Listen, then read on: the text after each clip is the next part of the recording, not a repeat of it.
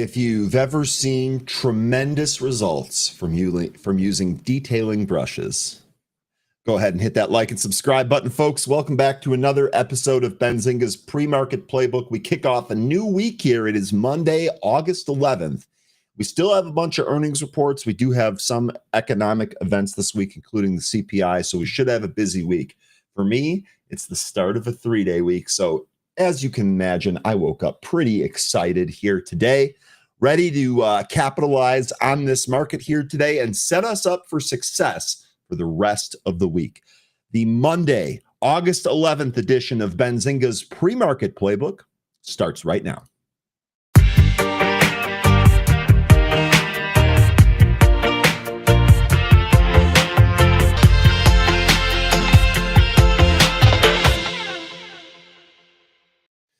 Good morning and welcome back, folks. I hope that you all had a wonderful weekend. I know I did, and we're back here for some more Mr. Market action. We're going to go ahead and break it down here for you today. No guest this Monday morning, so we're going to be charts and news all the way up until the opening bell. We are going to have some fun here this week, I suspect. It's great to see a whole bunch of returning faces. Sun-kissed Yogi first here today. Way to go, Yogi.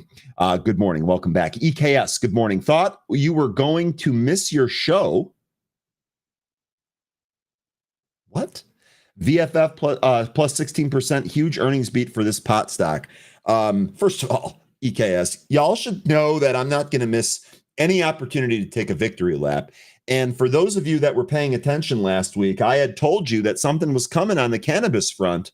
We talked about MSOS, which is gapping up here, hit 440 here today. I talked about that as a 350 entry, right above the 200-day at 337. We talked about it. Who took it? Because that's gapping up here today.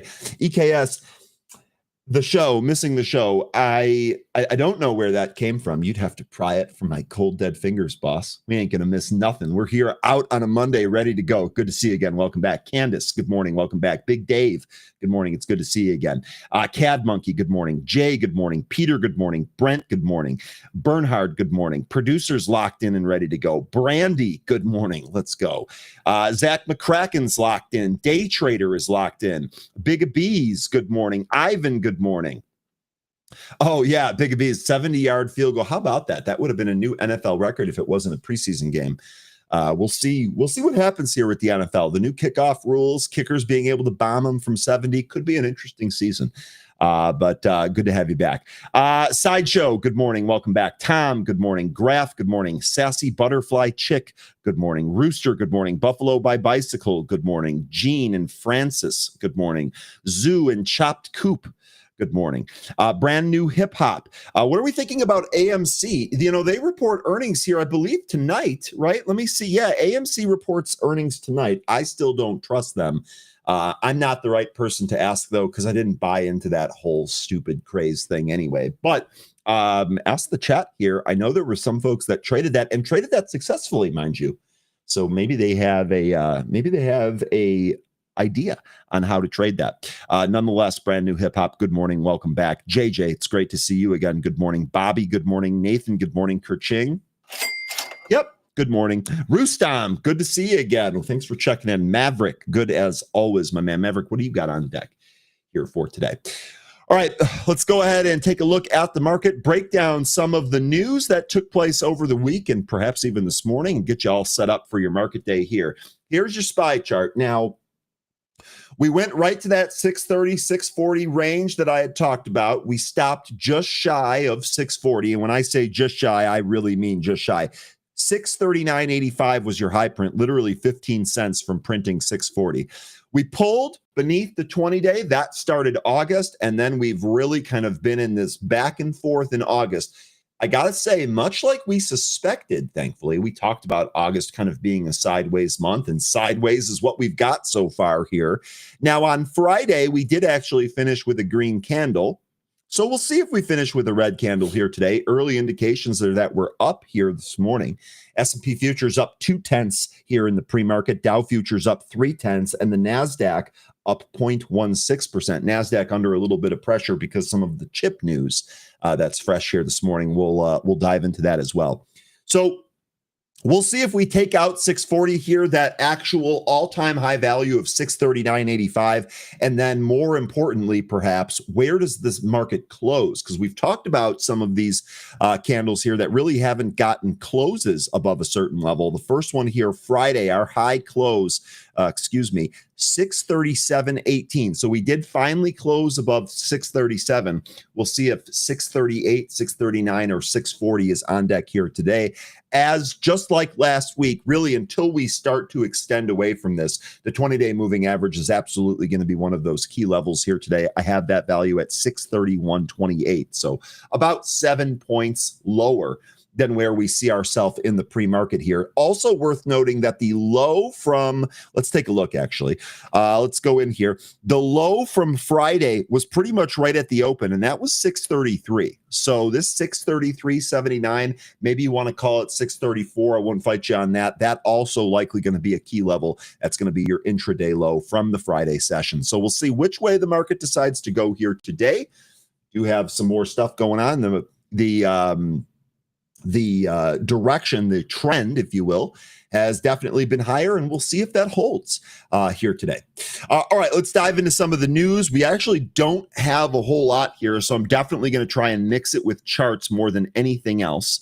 And then we'll go through some of the stocks that you folks want.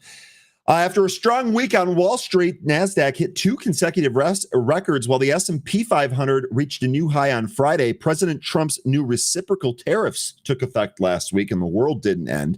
He announced that he would nominate the White House's top economist, Stephen Miran, to the short-term seat on the Federal Reserve Board of Governors. Many companies do report here this week. We've got Cisco, we've got CoreWeave, we've got Circle. In fact, let me go back here. Maybe I jumped the gun here a little bit. Let me go to the morning report here real fast. We'll take a look at some of the earnings here. We do have this Oppenheimer's 28th annual technology conference. A couple of stocks in here that we've talked about, including Mobileye, due to present there. Also, the KeyBank Technology Leadership Forum, Frog. JFrog is in here. We don't necessarily trade that a whole lot, but there might be something there.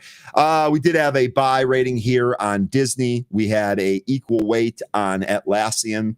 But then here, earnings for today. So before the market here, we had Barrick Mining and Monday. Monday's getting pounded here. This is actually down 16.7%. Barrick's down 3%.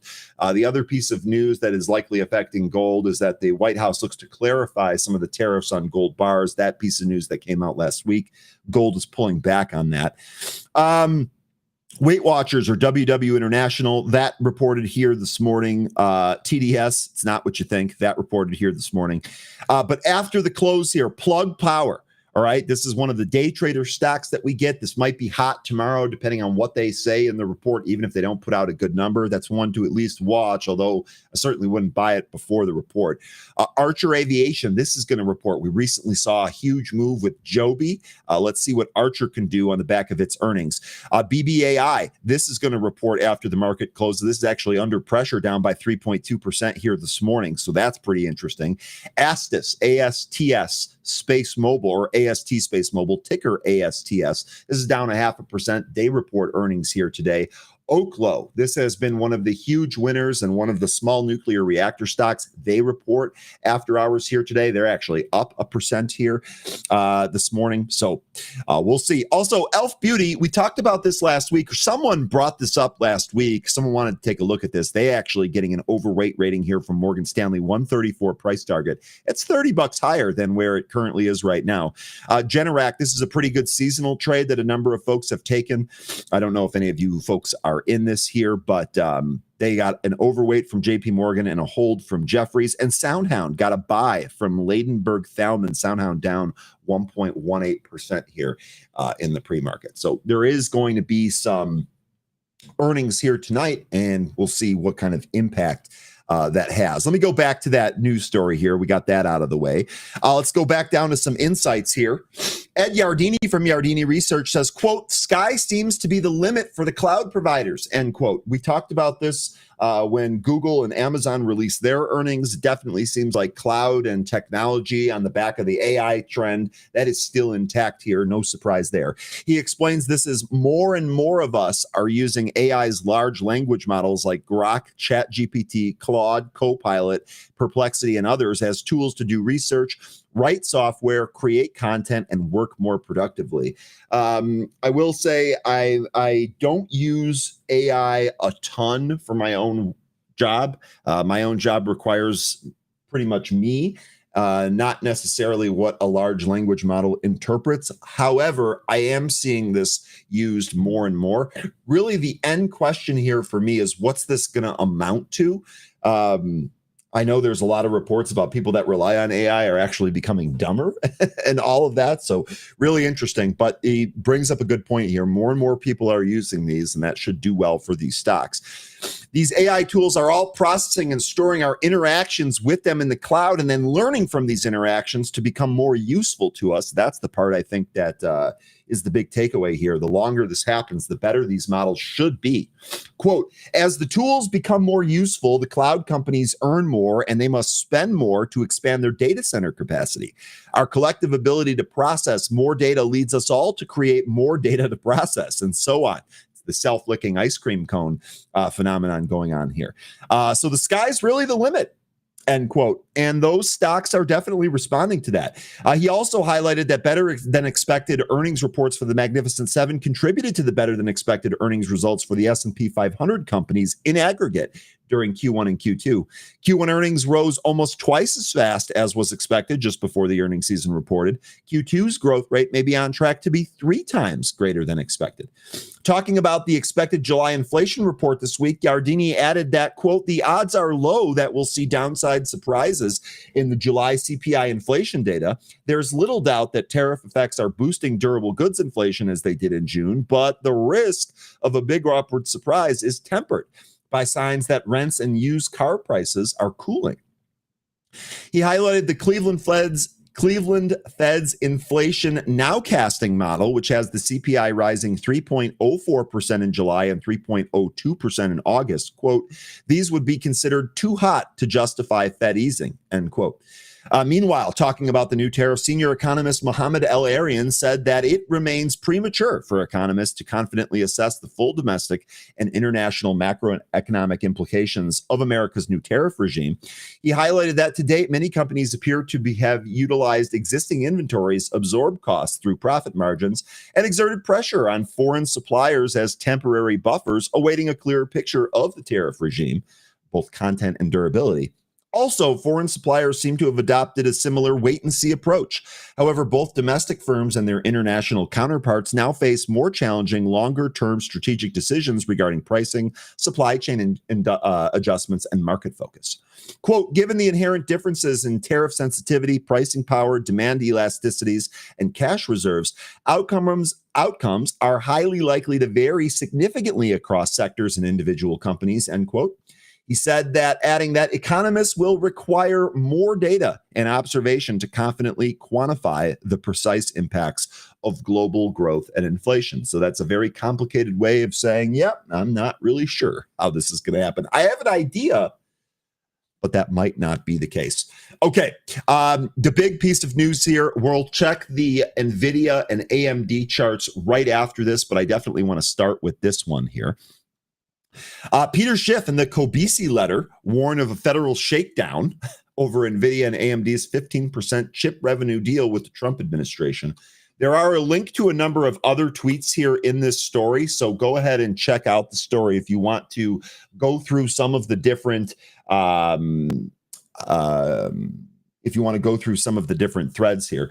Really quick, Brandy saying, how do I get to the morning update? It does not show on my pro screen. It did for a while, but not now. All right, let me take 1 sec here, Brandy, because this is a very, very easy one for you. Anyone that has access to pro has access to the morning update. I don't think even matters what subscription level you have. And it's actually very easy to get to and then very easy to make automatically appear. So let's say that you're looking something like this. You're looking at something else in Pro and you want to get to the morning update. You click on the profile icon in the upper right corner and then select morning update from the drop down. This brings you to the morning update so that you can see it. But Randy, here's the other thing. Right at the top, if you click on the gear cog, there's a little toggle here for initial load. And basically, anytime that you refresh or load Pro, it will show you the morning update first. Now, you can click away from it just as you normally would, but this is how you access it, and this is how you get it to automatically pop up. Let me know if that answers your question there, Brandy. Sorry, I got to it a little bit late. Okay, let's talk about this. NVIDIA and AMD, two of the world's leading chip makers, have reportedly agreed to pay a 15% of their revenues from chip sales in China to the U.S. government as part of a deal to secure export license. This deal, which was a condition for the companies to sell their advanced AI chips, the H20 for NVIDIA and the MI308 for AMD in China, has sparked controversy, or controversy, as they say across the pond, and draws significant criticism from financial commentators. Schiff, not surprisingly, voiced strong opposition to the deal, labeling it as unconstitutional. Following the publication of the news over the weekend, Schiff took to X, formerly Twitter, and argued that the payments to the U.S. government represent, quote, a federal shakedown, end quote, specifically criticizing the arrangement where companies pay based on revenue, not profit. The Kobisi letter took to X, highlighting the significant shift that the deal represents. The commentator warned that this marks a new era in trade negotiations where the Trump administration now negotiates on a company-by-company basis for trade deals. Quote, most people don't even realize how massive this announcement truly is, end quote. This covers 15% of revenue from China, not profit, both for NVIDIA and AMD. The trade war just entered a new era. Oh my God, hug your loved ones, folks. We're in huge trouble. The deal comes as the Trump administration has relaxed earlier export bans on NVIDIA's H20 chips to China, which has been imposed due to national security concerns. Despite these concerns, NVIDIA defended the arrangement, stating that it follows the rules set by the U.S. government for participation in worldwide markets. Now, really quick, let's go back to Pro and let's actually take a look at two of these charts, which are being affected by this right away. We'll start here with NVIDIA.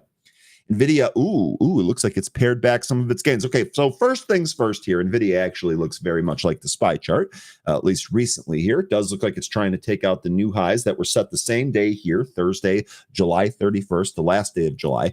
If we look inside here, this is how the market reacted, right? As soon as the pre-market opened here, NVIDIA actually sold off. But for the rest of the morning here, it's actually been bid back to about even. We're down 0.3% here, down only 50 cents. This is setting up a possible red-green move here.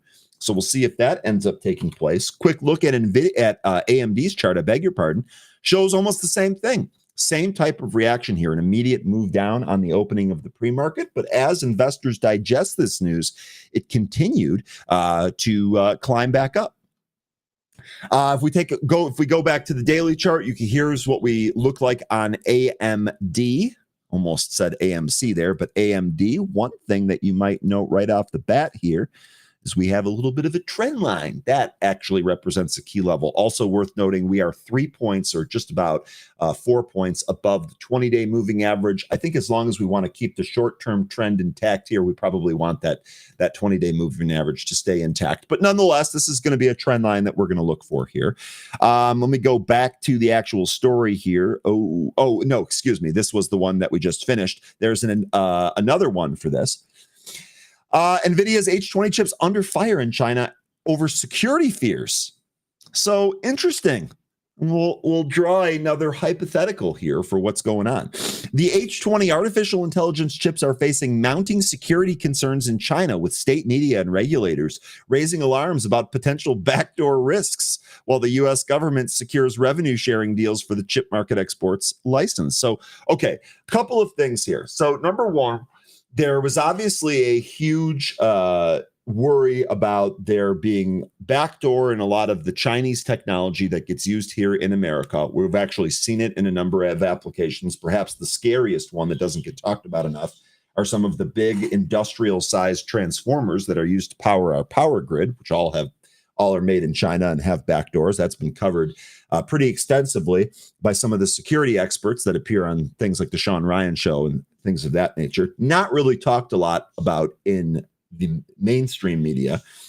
The interesting thing here is now China appears to be accusing the US of putting backdoor in their chips. So the first thing that I would ask you is, what if this is like a 4D chess move where they're like, oh, well, the CCP can spy on Americans? Well, we'll try and do the same thing. You can have these chips. NVIDIA will pay us a little bit, but maybe there's a backdoor in there. Let me know if you guys think that's possible. NVIDIA's H20 chips have come under fire in China, with the state media and the Cyberspace Administration of China raising alarms about a potential security risk, including the possibility of backdoor features that could bypass authentication and allow remote access. Sounds familiar, doesn't it? On Sunday, an article by Yuan Tantian, if I pronounced that correctly, a social media account linked to the state broadcaster CCTV, alleged that the NVIDIA H20 chips are not only environmentally unfriendly. Wait, they're saying that chips are environmentally unfriendly while they're starting new coal-fired power plants at a rate greater than anywhere else in the world? Cool story, bro. Cool story. But they're also potentially unsafe for Chinese consumers. In the article, Yuan Wan criticized the chip, saying that, quote, when a type of chip is neither environmentally friendly nor advanced nor safe, as consumers, we certainly have the option to not buy it, end quote. Yeah, you do. Yeah, you do. The article followed earlier criticism by the People's Daily, which called on NVIDIA to provide, quote, convincing security proofs, end quote, to alleviate concerns over the safety of these chips. NVIDIA has vehemently denied these allegations, stating that its products contain no backdoors and that are built to comply with U.S. regulations. A company spokesperson reiterated that the chips are designed to meet export control laws and that the company has taken steps to ensure security in its products. NVIDIA designed the H20 chip specifically for the Chinese market after the U.S. imposed export restrictions on a more advanced AI chips in 2023. However, a reversal of the original ban, the Trump administration allowed NVIDIA to resume the sales of H20 chips to China in July 2025, provided the company adhere to certain conditions. These conditions reportedly included NVIDIA agreeing to pay 15% of its revenues from chip sales in China to the U.S. government in exchange for the license. Despite the U.S. policy reversal, NVIDIA faces increased competition from domestic Chinese chip makers like Huawei Technology, Cambricon, and Hygon. Huawei is the one that we have heard here for years in terms of them having a potential backdoor or some means of spying on Americans. Analysts predict NVIDIA shares of China's AI chip market will decline in 2025 as local companies aggressively expand. So there you go. I definitely couldn't do anything but chuckle when China is saying that they are worried about environmental stuff. I mean, what a load of hogwash that is. But this other aspect here about the potential backdoor, how fitting would that be if the United States brokered some deal where they could then have a backdoor into chips being sold to China? Now, I don't know if that's the case. Frankly, I don't really care. But that's what's going on out there. And I think that should make this interesting. I think that should make it interesting. We'll see. Okay. Next story here. You didn't think you were going to get out of here without a Tesla story, right? We'll do this, and we'll also check the chart as well on Tesla. Tesla actually was kind of wild at the end of last week, and it's higher here in the pre-market, it looks like. Oh, yeah. We got several points here in the pre-market. Cattle. CATL, or Contemporary Amperex Technology Limited, which supplies batteries to major automakers like Tesla and GM, has shut operations at a major lithium mine in China. The company confirmed it will temporarily halt mining operations in Jingzhou. I probably butchered that, but correct me if anyone knows the correct pronunciation, in China for 3 months due to an expired permit. You can't let those CCP guys, you can't mess with them or they will shut you down. The mine accounts for 6% of the world's total lithium output and has been under scrutiny from authorities in Beijing who reportedly refused to extend the mine's license. CATL confirmed it's working on license renewal, while Citibank analysts cited in the report said that it could be the CCP's move to prevent overcapacity and anti-involution. Quote, we believe this is part of the government's anti-involution initiative, adding that the mine closures should help China reprice resources and ensure strategic and compliant mineral extraction. The news comes as the cattle will supply GM with LFP batteries for the Chevy Bolt EV, which at $35,000 is GM's most affordable electric vehicle on sale. This deal is a stopgap agreement between the companies and will last until 2027. Cattle, which is the largest battery manufacturer in the world, also recently hit the 1 million batteries milestone as it delivered the millionth battery to Li Auto, that's ticker LI, which we've traded here before. Elsewhere, battery manufacturers like LG Energy Storage Solutions say that President Trump's tariffs could hit battery demand in the U.S. Quote, tariffs and an early end to EV subsidies will put a burden on automakers. Sounds to me like it will level the playing field a bit, but what do I know? Now, on the back of this news, there is actually something that kind of makes sense for us, and that's ALB. And here's a stock that our group has been on for a while. Shout out to all of you. I think Anne Marie gave a trade on this. I think there were a number of you that were actually asking about this stock. I know Zoltan, one of the sharp guys from our news desk, has been all over ALB for a long time. Tell you what, ALB flashed signs of a breakout here as it moved above its 200-day.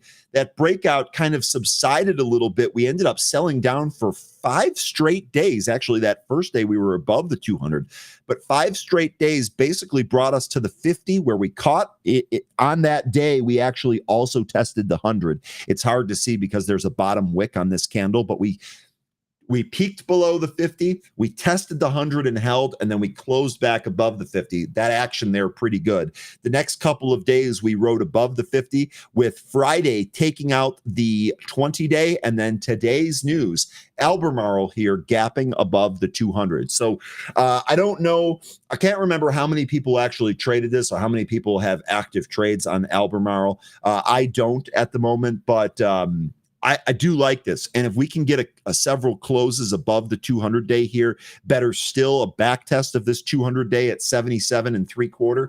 God, that would be ideal here for a move. I do think eventually Albemarle is going to not only test, but retake 100 and probably move higher. Now, this is going to be tough to do with options because we're going to have to make sure that we have our timing right if we do, in fact, want to trade this successfully, but we'll give it a shot. This would be pretty awesome. Here's the other thing to keep in mind on Albemarle. Here's a really quick look at its seasonality. And so I've got today, August 11th through September 9th marked off on the chart here. And boy, oh boy, it sure looks like this is sideways. There's a little bit of upside seasonality in there, but really not much that I'd want to trade against. And this doesn't really look like we have an edge. Now, it does start to look like we'll start to get a little bit of an edge as we move into the fall. This looks like the beginning. Let me get that date there. The end of October through maybe the first 2 weeks of November look to be pretty seasonally strong for Albemarle. So maybe this is something that we can take advantage of. But nonetheless here, chart looking great on the daily. A quick look at the weekly also really confirms that we've bottomed here. We're actually above the 50-week. And if we take a look at the monthly, again, it looks really, really intriguing. It definitely looks like the bottom has been put in. So I think for a trade here, we're probably okay. I don't know if you opened up a new position here, if you'd really want to stop below 50, which is where that recent low was. You probably have to have a little bit more of an aggressive stop here, but let's see if we back test and hold this 200. This would be pretty good for Albemarle on the back of that lithium mine news. Okay, now let's talk about everyone's favorite, the mega cap tech. The stock market's resilience in recent years, particularly the S&P 500's historic run, has perplexed many, with some experts now suggesting that the index's performance is driven by a handful of mega cap companies rather than the broader economy. I got to be honest with you. I don't really think this is news. I feel like we've all thought this for a while. We've all really been talking about how the Mag 7s and large cap tech has really been buoying the market on the back of the AI trade. Some folks think it's a bubble. Others think it's a new revolution like the internet age, et cetera, et cetera. There might be a situation where they're both right, but we can get to that or follow that as we play out here. Yeah, I mean, the mega cap tech, I mean, clearly this has been outperforming here. More than half of the S&P 500's total growth in 23 and 24 was attributed to the Mag 7. That's Nvidia, Apple, Amazon, Alphabet, Meta, Microsoft, and Tesla.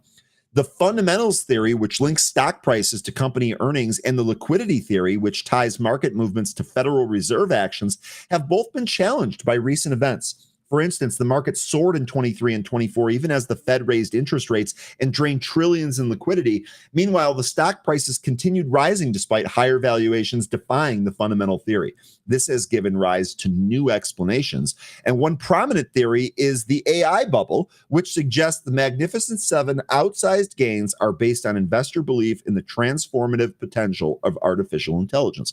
Well, I would say that's totally true.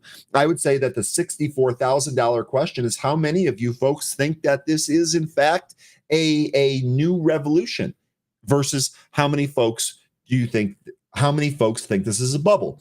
Producer, I think you know where I'm going with this. Let's fire up a poll here and let's see what our group thinks about this. Are we actually in a bubble led by AI? I guess we could call it the AI bubble. Or does AI represent a new fundamental shift in how things are going to get done, and thus an opportunity for expansion? You can phrase those entry or those options any way that you want, but let's maybe do a poll on that and see what our group thinks about that. Torsten Slok, chief economist at Apollo, notes that the valuations of these companies, such as Nvidia's price to earnings ratio of 57-1, are more stretched than those of the dot-com firms in the 1990s. I don't think that's true across the board, although I'm sure there are some examples. Torsten's a bright guy, so I'm sure he's got several of those. Another theory, the passive funds theory, points to fundamental shift in market structure, according to Mike Green, chief strategist at Simplify Asset Management. About half of all fund assets are now held in passive funds, which automatically buy stocks in an index, regardless of the economic conditions or company's performance. You know, the other thing that really kind of ties into all of this, that we had a lengthy discussion on several happy hours last week, is that it also kind of feels, and in fact, Markets and Mayhem mentioned this when we were talking with him on Friday. A number of people that have insanely good cost basis in some of these stocks, they don't want to sell them, whether it be for cap gains, whether it be because they think there's more room to the upside, or whatever reason in between. They don't necessarily seem to want to sell these. And instead, they seem to be hedging some of these positions, both with options, just regular options like we're accustomed to, but also with some of these levered ETFs that provide exposure. And in fact, a reminder back to when we had Eddie Glinsky, managing director of alternative investments at Direction, on, he told us this is exactly what he's seeing from his desk. We're seeing more people flow out of the levered upside ETFs and into the bearish levered ETFs, and it felt like kind of a hedging proposition. So one more thing to kind of make this a little bit more complicated. This constant inflow of money, he argues, this goes back to Mike Green buying a stock in an index. This constant inflow of money, he argues, naturally inflates the valuations of the largest companies, creating a mean expansion where high valuations lead to even higher ones. According to the 2024 study by Goldman Sachs, the Mag 7 have driven the S&P 500 growth since 2014. With their index rising from 500 to over 3,500. Now, I don't think it's any shock to anybody anywhere that technology has really driven our economy forward. So I think one of the things we're going to have to do is separate the obvious from the potential future catalysts that we're trying to predict. Technology is everywhere. It's in your damn toaster. Okay, so the fact that technology has really kind of brought us to where we are, that's not inherently bad. I think one of the things we're talking about is there too much, or is the AI train specifically moving too fast or too far too fast, resulting in a potential bubble? But I'll let you folks fight about that in the chat. The concentration aligns with Paterno's principle, where 20% of assets drive 80% of returns. This is supported by a 2018 Science Direct study on stock market indices that found power law distributions in extreme valuations, suggesting the Magnificent Seven's dominance is a natural outcome of market cap weighting rather than an anomaly. Okay. According to the analyst, of the 8 key markets monitored for confirmation, 7, including small cap, semiconductors, and the advanced decline line, are currently diverging from the index. Despite these warning signs, the input-output fund remains optimistic about the long-term trend. Quote, if the upcoming correction holds above critical support, we believe it will set the stage for another exceptional buying opportunity, end quote. Man, oh man. And this is what makes a market, folks. There are people on both sides of this. I can't even really read the chat because you guys are actually typing messages here. And I can't read multiple things at once, but it actually looks from a quick glance here that there are folks on both sides of this too. And that makes me so damn happy. That makes me so damn happy, folks. Okay, this gives a chart. We don't need to go over this. You folks probably already know this. This gives a chart of where all the Mag 7 names are. Here's that story. If you want to go over it yourself, threw it in the chat there. And we'll see how those all shake out here. Okay, how are we doing on time? Oh, we're doing good on time. We're going to have a ton of time for charts. Let me just finish off with the last couple of news stories here. There's just 2 more. One of them, I want to get day traders' opinion and anyone else that's into Bitcoin. But we'll do that here in a sec, and then we'll go ahead and blow the charts down. We're going to have 13 help with all of that, so don't worry, folks. If there's a chart like AMC, all you guys freaking out about AMC, I feel like that's a missed opportunity, but I'll leave it there. We'll take a look at all of the charts that you folks want to shortly. Let's talk about this. Let's talk about this story here. Japan's SoftBank Group is reportedly in talks with major U.S. investment banks regarding an initial public offering from its for its payments platform, PayPay. SoftBank is testing a 52-week high currently. The bank is leading the preparations to include Goldman Sachs, JP Morgan, Mizuho, and Morgan Stanley, according to a report. The company is expected to raise more than $2 billion from the offering, which could conclude as early as the last quarter of this year. PayPay is a dominant player in Japanese payments landscape, having played a vital role in encouraging consumers to move away from their preference for cash towards its mobile app. PayPay's ownership is currently split between SoftBank, its Vision Fund investment, and LY Corp, a company formed by the merger of Yahoo Japan's corporation and Line Corporation, which joint owned by SoftBank and South Korea's Naver Corporation. Boy, I give you guys bonus points if you followed that. I'm going to need to consult this to remember all that. Link is in the chat there for you. SoftBank did not immediately respond to our request for comments on this matter, and we will update as we get more. This would mark the Japanese conglomerate's biggest offering since the IPO of ARM. We all know how ARM went in 2023, which raised $5 billion at a $54 billion valuation. It was, however, significantly lower than SoftBank's initial expectations for the $70 billion valuation, owing to a decline in profits leading up to the offering. Shares of the chip designer have since rallied 128% following its blockbuster IPO, which at the time was the largest since Rivian's $12 billion offering in 2021. So let me know what you think here. If we do get another offering for PayPay, is it going to be as good as ARM? Is it going to be worth trading? Are you interested in it? What does this mean for other companies? Well, you folks will have to let me know. And then the last story here, a Bitcoin one, and this one should hit hard for our group because, boy, I feel like we track every one of these treasury strategies. So let's dive into this one. And I definitely want your opinions here on this one. And if I miss them, I'm sorry, but I'm interested. The creator of Ethereum, Vitalik Buterin, I hope I'm pronouncing it correct. I know he's been on CNBC a lot.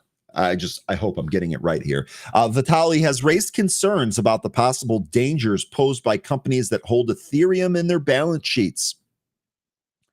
Buterin warned that over-leveraging prices of companies holding Ethereum could potentially trigger a collapse of the cryptocurrency. Boy, this is not what we wanted to hear. During a recent interview, he said, quote, if you woke me up 3 years from now and told me that treasuries led to the downfall of Ethereum, then of course my guess for why would be basically that somehow they turned into an over-leveraged game. And then at some point, a 30% drop turned into forced liquidations that turned into a 50% drop, and then a 70 and a 90% drop. And that got compounded with a loss of credibility. So basically what he's saying here is that too many companies are going to do this, put too much leverage on the sheet, or on the balance sheet, excuse me. Ethereum is going to have a pullback. That's going to cause people to run for the exits. And that waterfall effect, or that self-licking ice cream cone effect, again, is going to cause more and more people to run for the exits, which is going to cause Ethereum to sell off, which is going to cause the over-leveraged companies to be in an even worse position. And this is just the spiral of doom all the way to the bottom. I personally hope that this doesn't happen. I will say that I am still a little on the fence about some of these companies that do the Bitcoin and Ethereum and altcoin treasury strategies. I actually want to see some more positive outcomes from this, rather than just a pop on some PR and a big 100% move followed by a 70% retracement of that initial move. I don't know how good that is for anybody. So I want to see something come from this. This warning, definitely not what we want to hear. And I would imagine all of you folks that are bullish on not only Bitcoin, but Ethereum and other coins probably feel the same way. Despite his cautionary note, Buterin also underscored the advantages of companies maintaining an Ethereum treasury. He pointed out the social value of coordinating around Ethereum as an asset that companies can include in their treasury. Quote, the social aspect of coordinating around Ethereum, just being an asset that companies can have as part of their treasury, is good and valuable. Having different vehicles for people to have access to Ethereum, which is, I think, one of the reasons why people are buying into treasury companies instead of just hodling Ethereum directly, is also good. So let me know what you folks think about this. Let me see if I got any responses to this right now. William says, crypto, why the percent increase is not as good as the 3x leverage stock. So William, it sounds like you want to access that leverage just by using ETFs and staying away from Bitcoin in general. This is the route that I've taken, right? I really haven't traded the coins themselves. Rather, I've simply hodled them and gone for action in other products, either connected to them or leveraged ETFs or otherwise. Joe says ETH was flying past 4,300 last night and then cratered this morning. Well, in fact, I don't have that price in front of me. I do see Bitcoin down from its almost $123,000 high. Lion says he is dreaming. My ETH is going up and up and up. Lion. And that can never change, right, Lion? I get it though. I'm not a huge fan of people selling gloom and doom either. They're often wrong. And then day trader here. Here we go. If a crappy company over levers and there's no other meaningful product or value, then we won't be in great shape. Crypto is very volatile. And I think that this is actually, I appreciate this, day trader. Way to have a level head this morning, at least about this. I completely agree with you. I think that there's going to be a big dichotomy of companies that add a very volatile currency to their balance sheet, do nothing with it, think it's going to end up boosting the revenue, and then all of a sudden, when everything comes home to roost, they're not in any better position.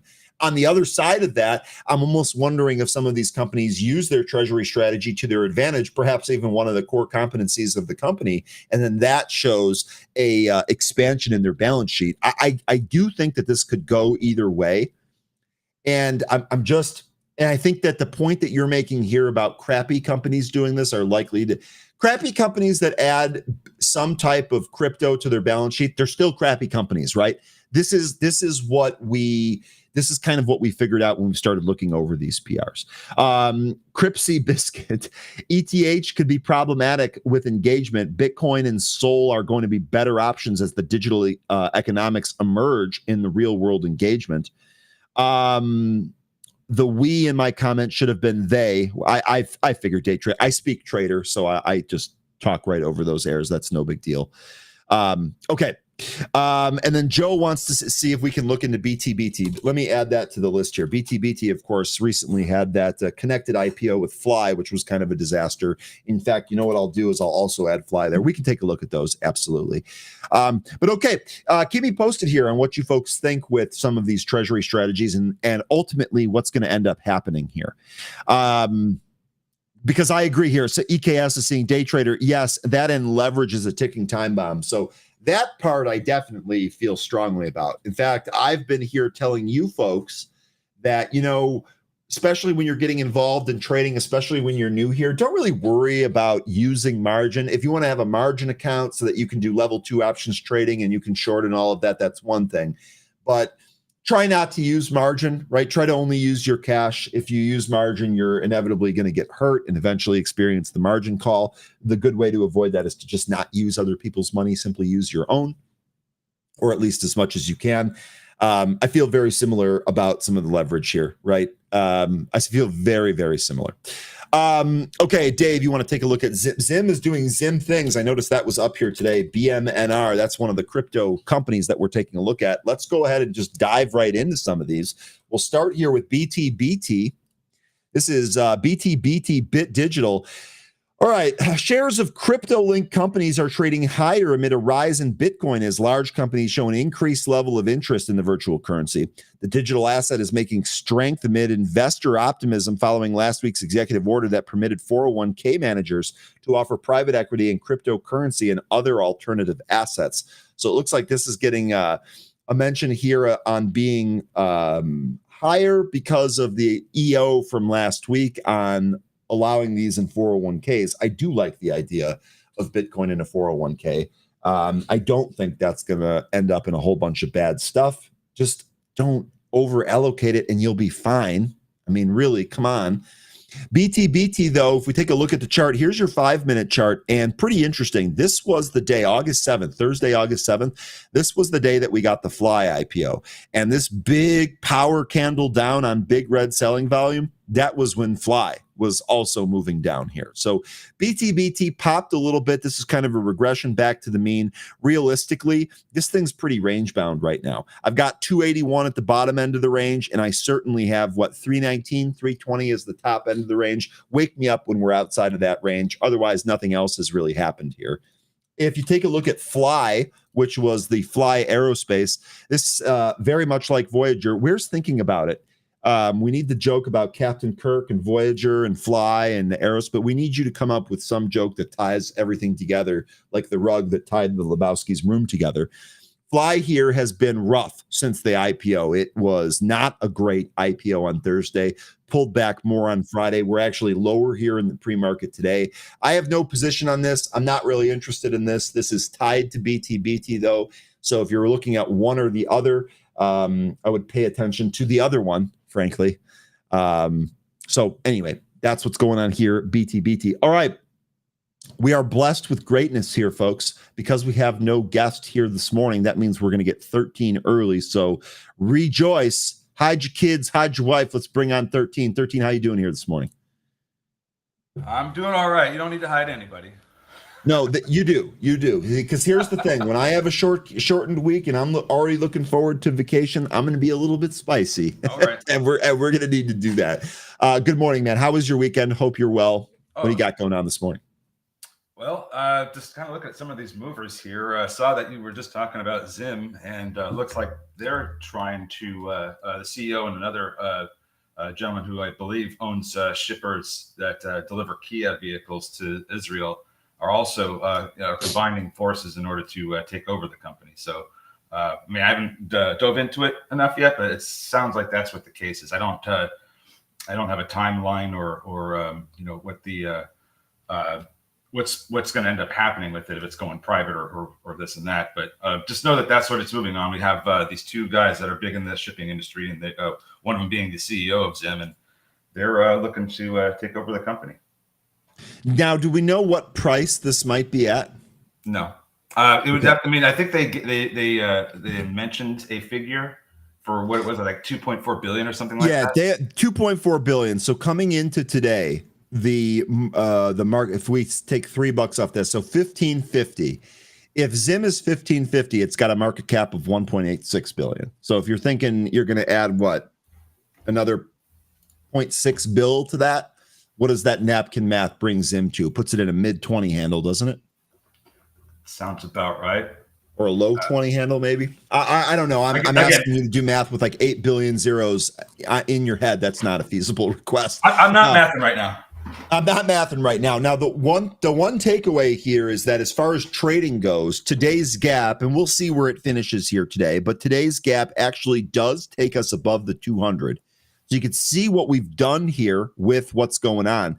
Now, the 200, we've really struggled to stay above this since March of earlier this year.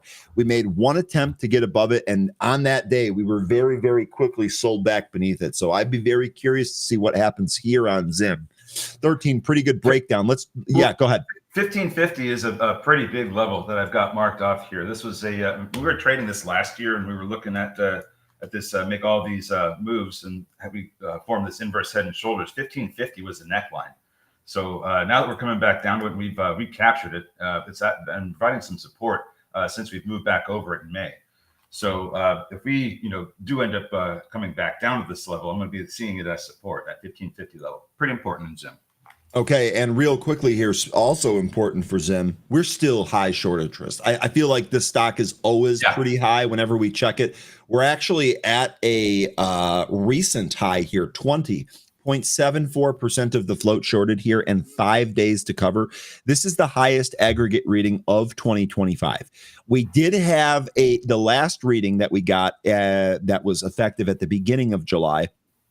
Had us slightly higher on the percent of float short, but lower on the days to cover. This one, to me, definitely a higher short interest print. So this absolutely meets the criteria for high short interest and a potential squeezer. 13, really good breakdown here on Zim.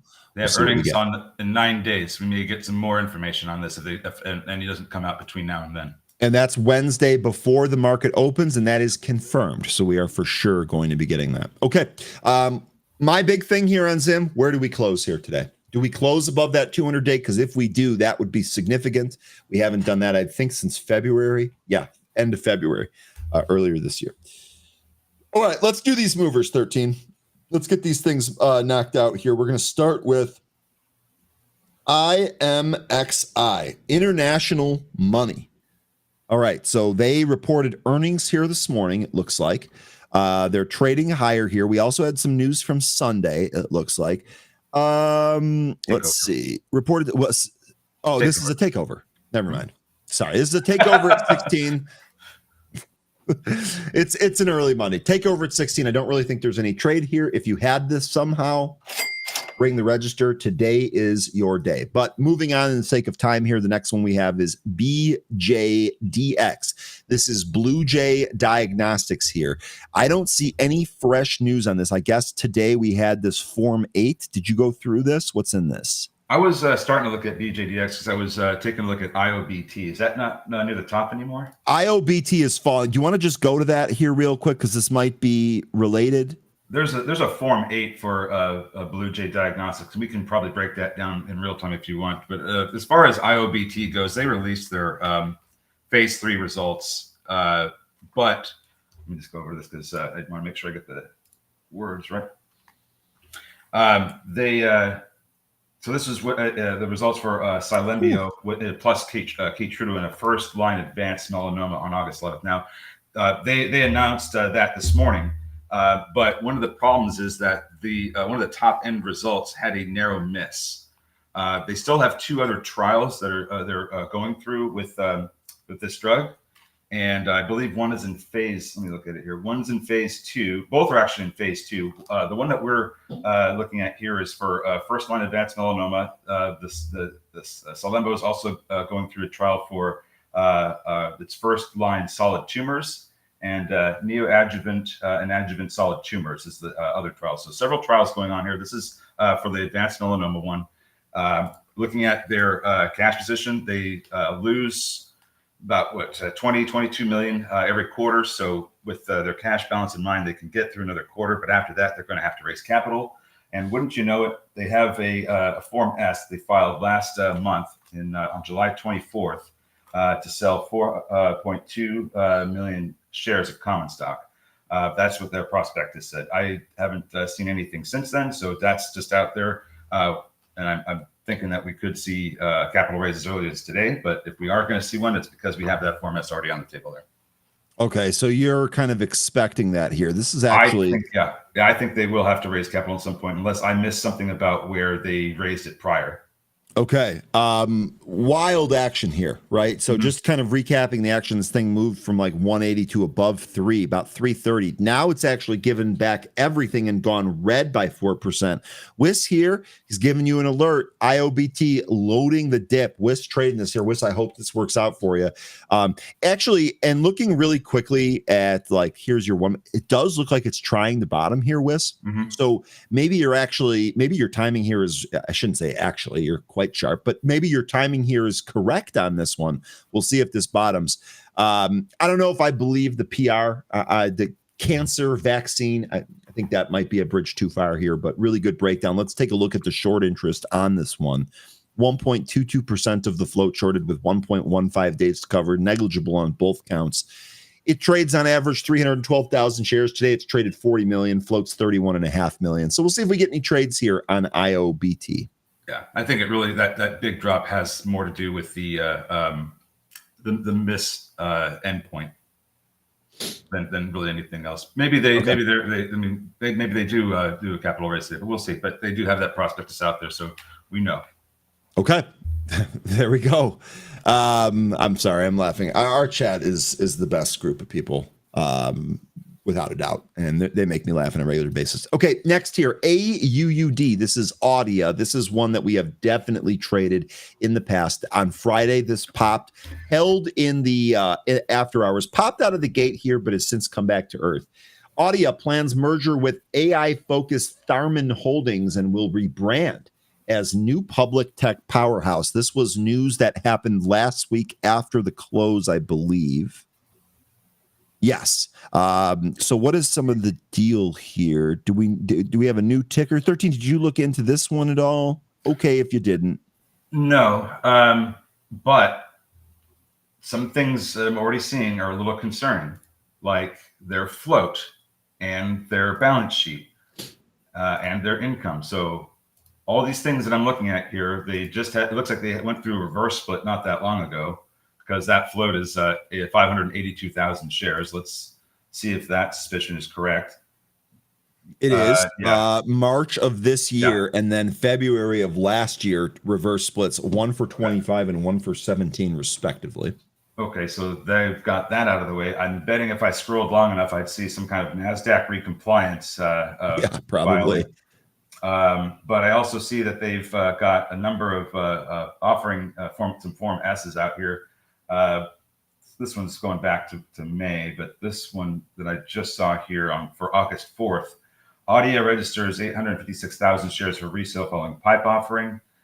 Let's keep this in mind as we trade this one. This has a low enough float to really make some moves, but this is just seems like it's going through that same cycle that all these NASDAQ non-compliance plays end up having to do, where they have to reverse split in order to get their share price back up above $1, and then they end up raising capital and diluting their shares again so that they can gain that other edge of the NASDAQ compliance. So this is just looking like one of those things that they're just going through the whole process of just raising capital and continuing to dilute shareholder value. So just be careful with this one. Real quickly here, just kind of on the note of being careful, 13, Bob here saying, I own AUUD at 22.44, but not because he bought it up there, because it reverse splitted, and that's what made his average price 22.44. So, Bob, I'm sorry.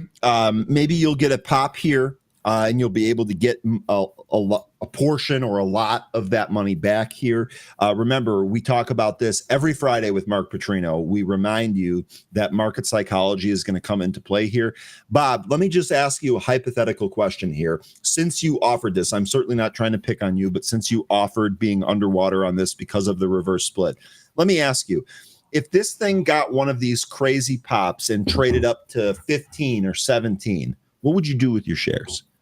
I suspect that if it went to 22.44, you'd probably sell them and get out even and be like, wow, I dodged that bullet. But let me know what would happen if instead it made a crazy run from where it's at here today, essentially 5Xing and getting to 15. Mentally, how do you look at that?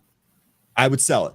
And so here you go. So I would imagine then that a ton of people, a ton of bag holders that are underwater on this stock are likely going to sell into this move if it continues to go higher.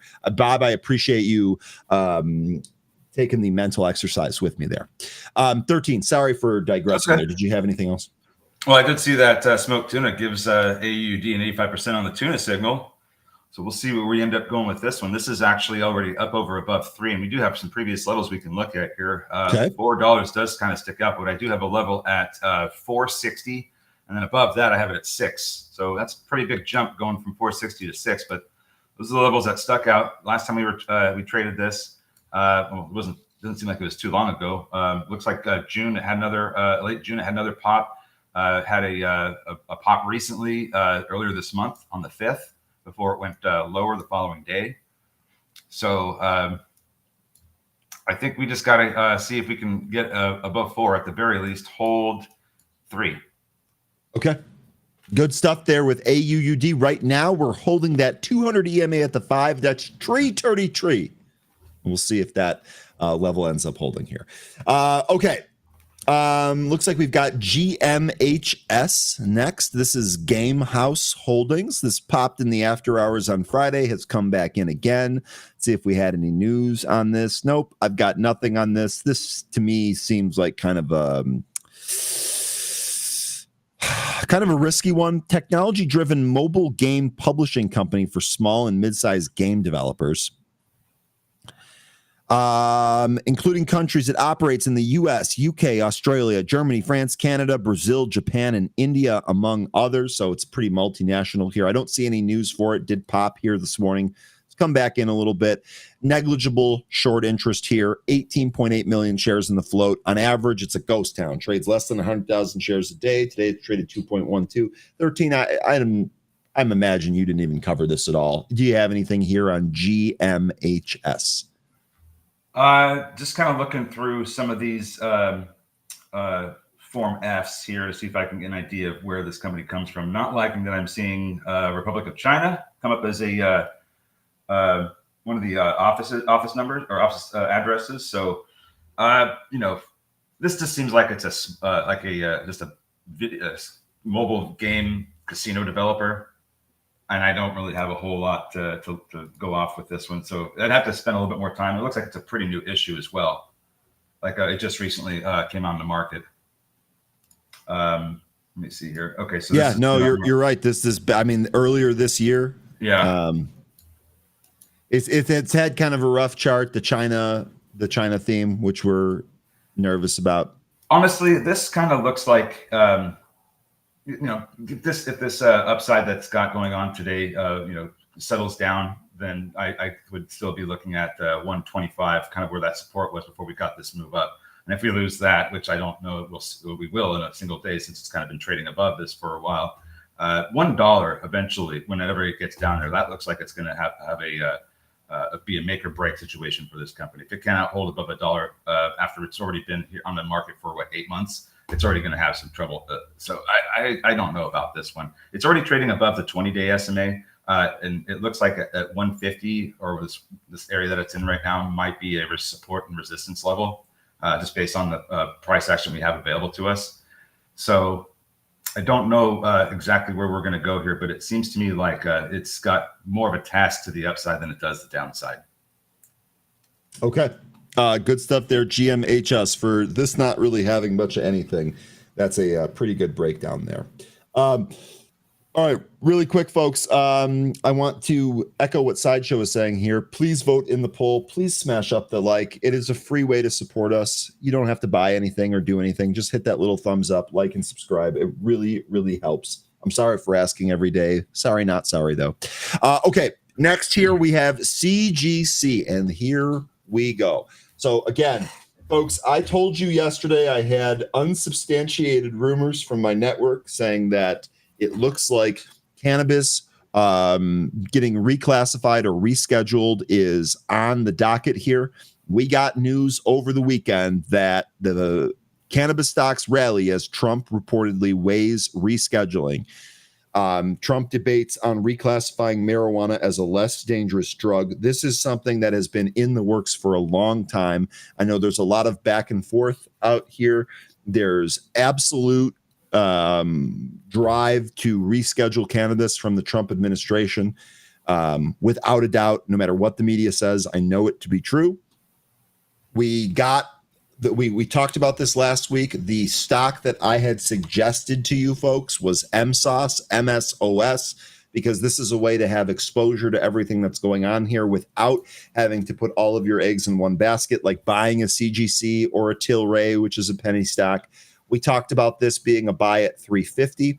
We talked about the 200-day on MSOS being really important. I don't want to change my chart here, but that value is at 337. We punched above that. Now it looks like we're trading away from that here. This is actually already up 60, 70 cents from entry from when we first talked about it. So a pretty good move here on that. This is going to light all of these cannabis names. Did you see what I did there? It's going to light them up. It's going to light the cannabis. Okay, so this is going to light all of these cannabis names. I don't necessarily know that they're going to go straight up here. So you want to be very, very careful. This is something that you want to use your risk and reward to kind of trade on. However, here's CGC. We had a high here in the pre-market, 158. Looks like the low was 142. The low of the pre-market here coincides pretty well with whoever was getting the news leaked on Friday when this thing really kind of traded up on volume. Clearly something was either being talked about or being leaked here last week. We're seeing it in CGC. Really quickly, since we're talking about CGC, short percent of float on this stock, 14.12%, and that has 1.96 days to cover. That comes on an average volume of 9.28 million shares. Today, we've traded more than half of that. The float on this is 160.5 million, so pretty thick out there. But 13, what do you think of this, specifically CGC? Well, CGC, I'm looking at the chart and I'm thinking to myself, wow, this area between 175 to $2 looks like that's going to, probably be the most difficult part to get through today. If it happens to push up above that, we still have the 200-day SMA that's in the way right above that level.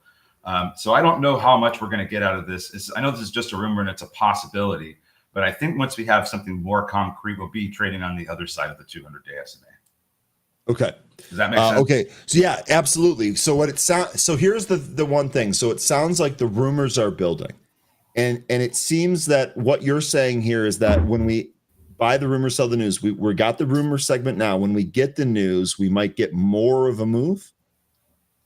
If we get something that's more than just he's weighing it or considering it, like if we have something where this, like let's say I believe it's would it be the DEA? I know there's some body that is responsible for reclassifying it. I thought it was a DEA.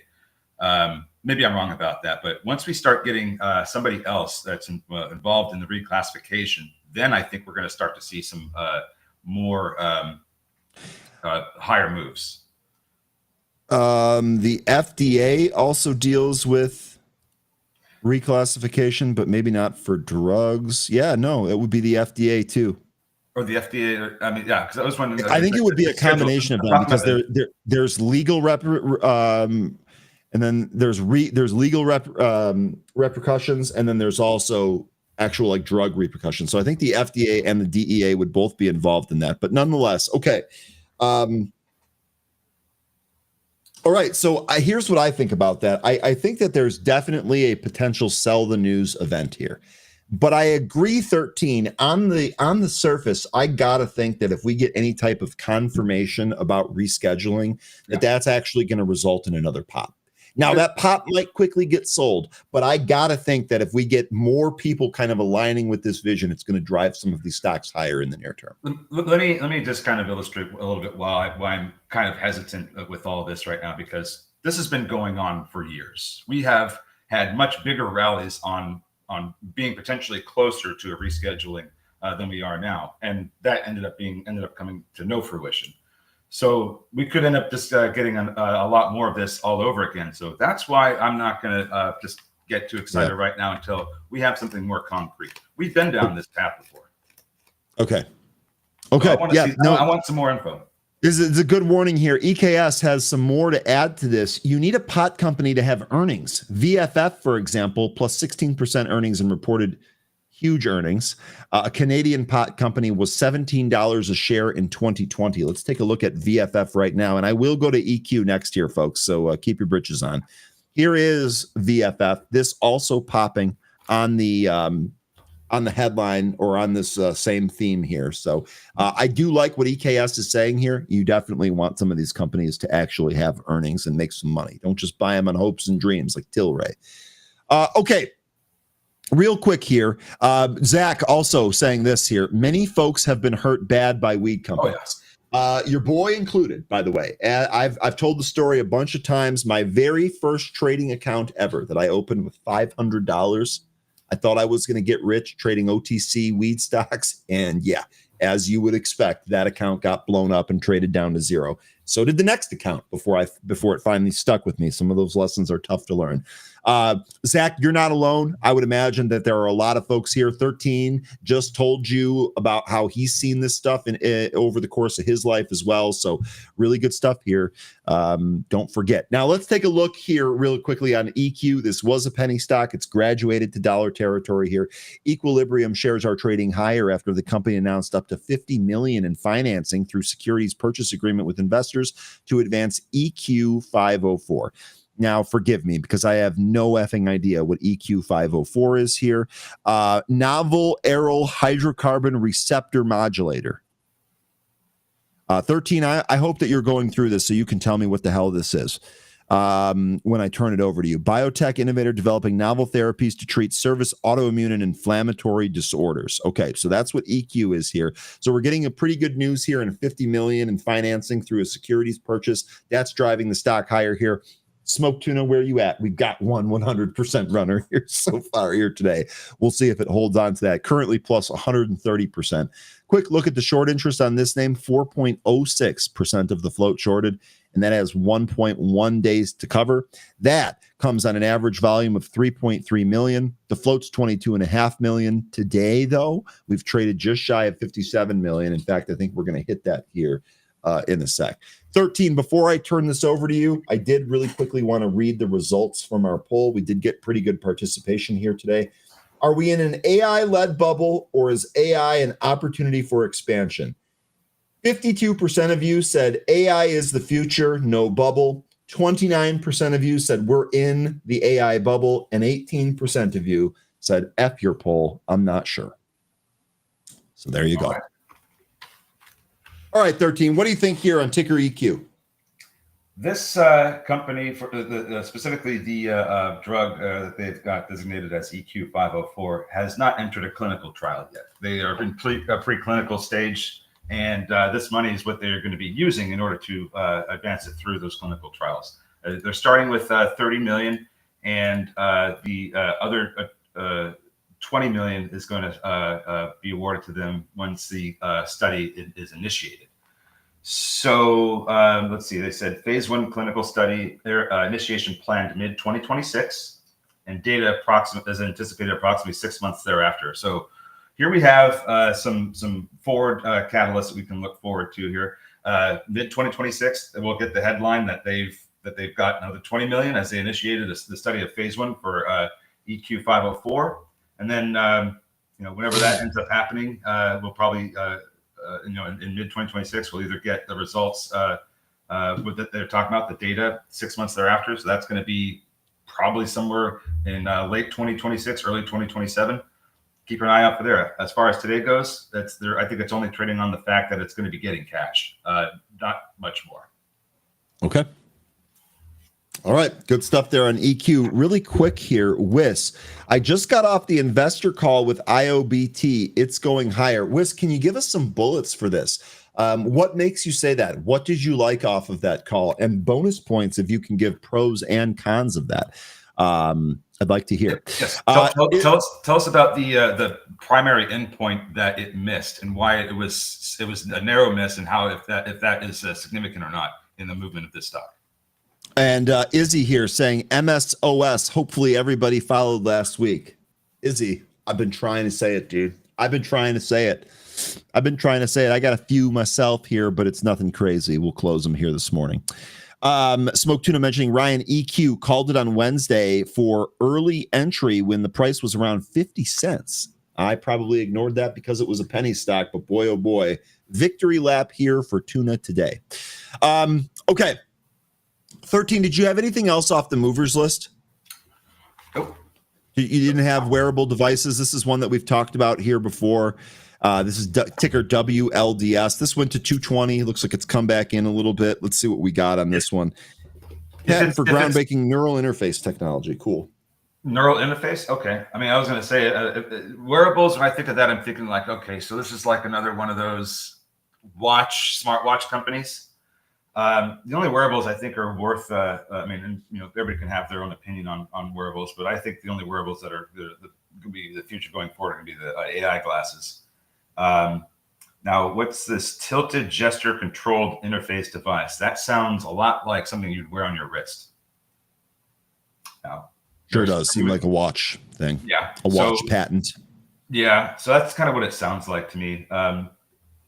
Let's take a look at the chart. See what we can get from that. So this thing has not been doing a whole lot lately. Kind of basing, which is nice. Hopefully we are going to get a turnaround here. Now we are coming up to a area of consolidation from earlier this year, back from March to the end of April. This stock fell in March and kind of bounced around for a month or so before it ended up going lower in April. And now we're kind of coming off that area that has been going sideways and ever since. So we have a lot of levels that we can draw upon in order to see, for the upside. So 2 looks like an interesting level. It's about the middle of that consolidation I was just talking about.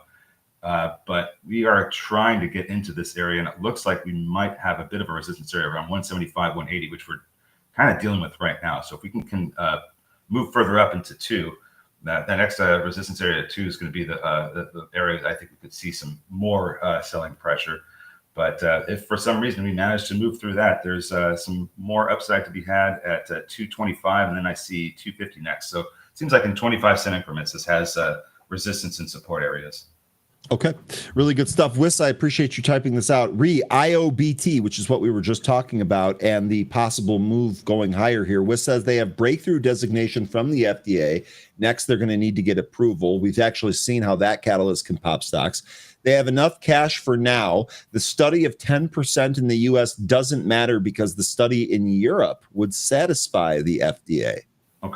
Okay, interesting. Good stuff there, Wiss. Appreciate you looking into that. That's how we make the community better. Remember, folks, this chat's all about the community. If all you do is criticize, you won't be here very long. But if you do stuff like that, you'll make it a better place for you and everyone else. Yeah. Love it. Okay. And Wiss, the only reason I'm concerned about their cash is because they have that Form S that's out there.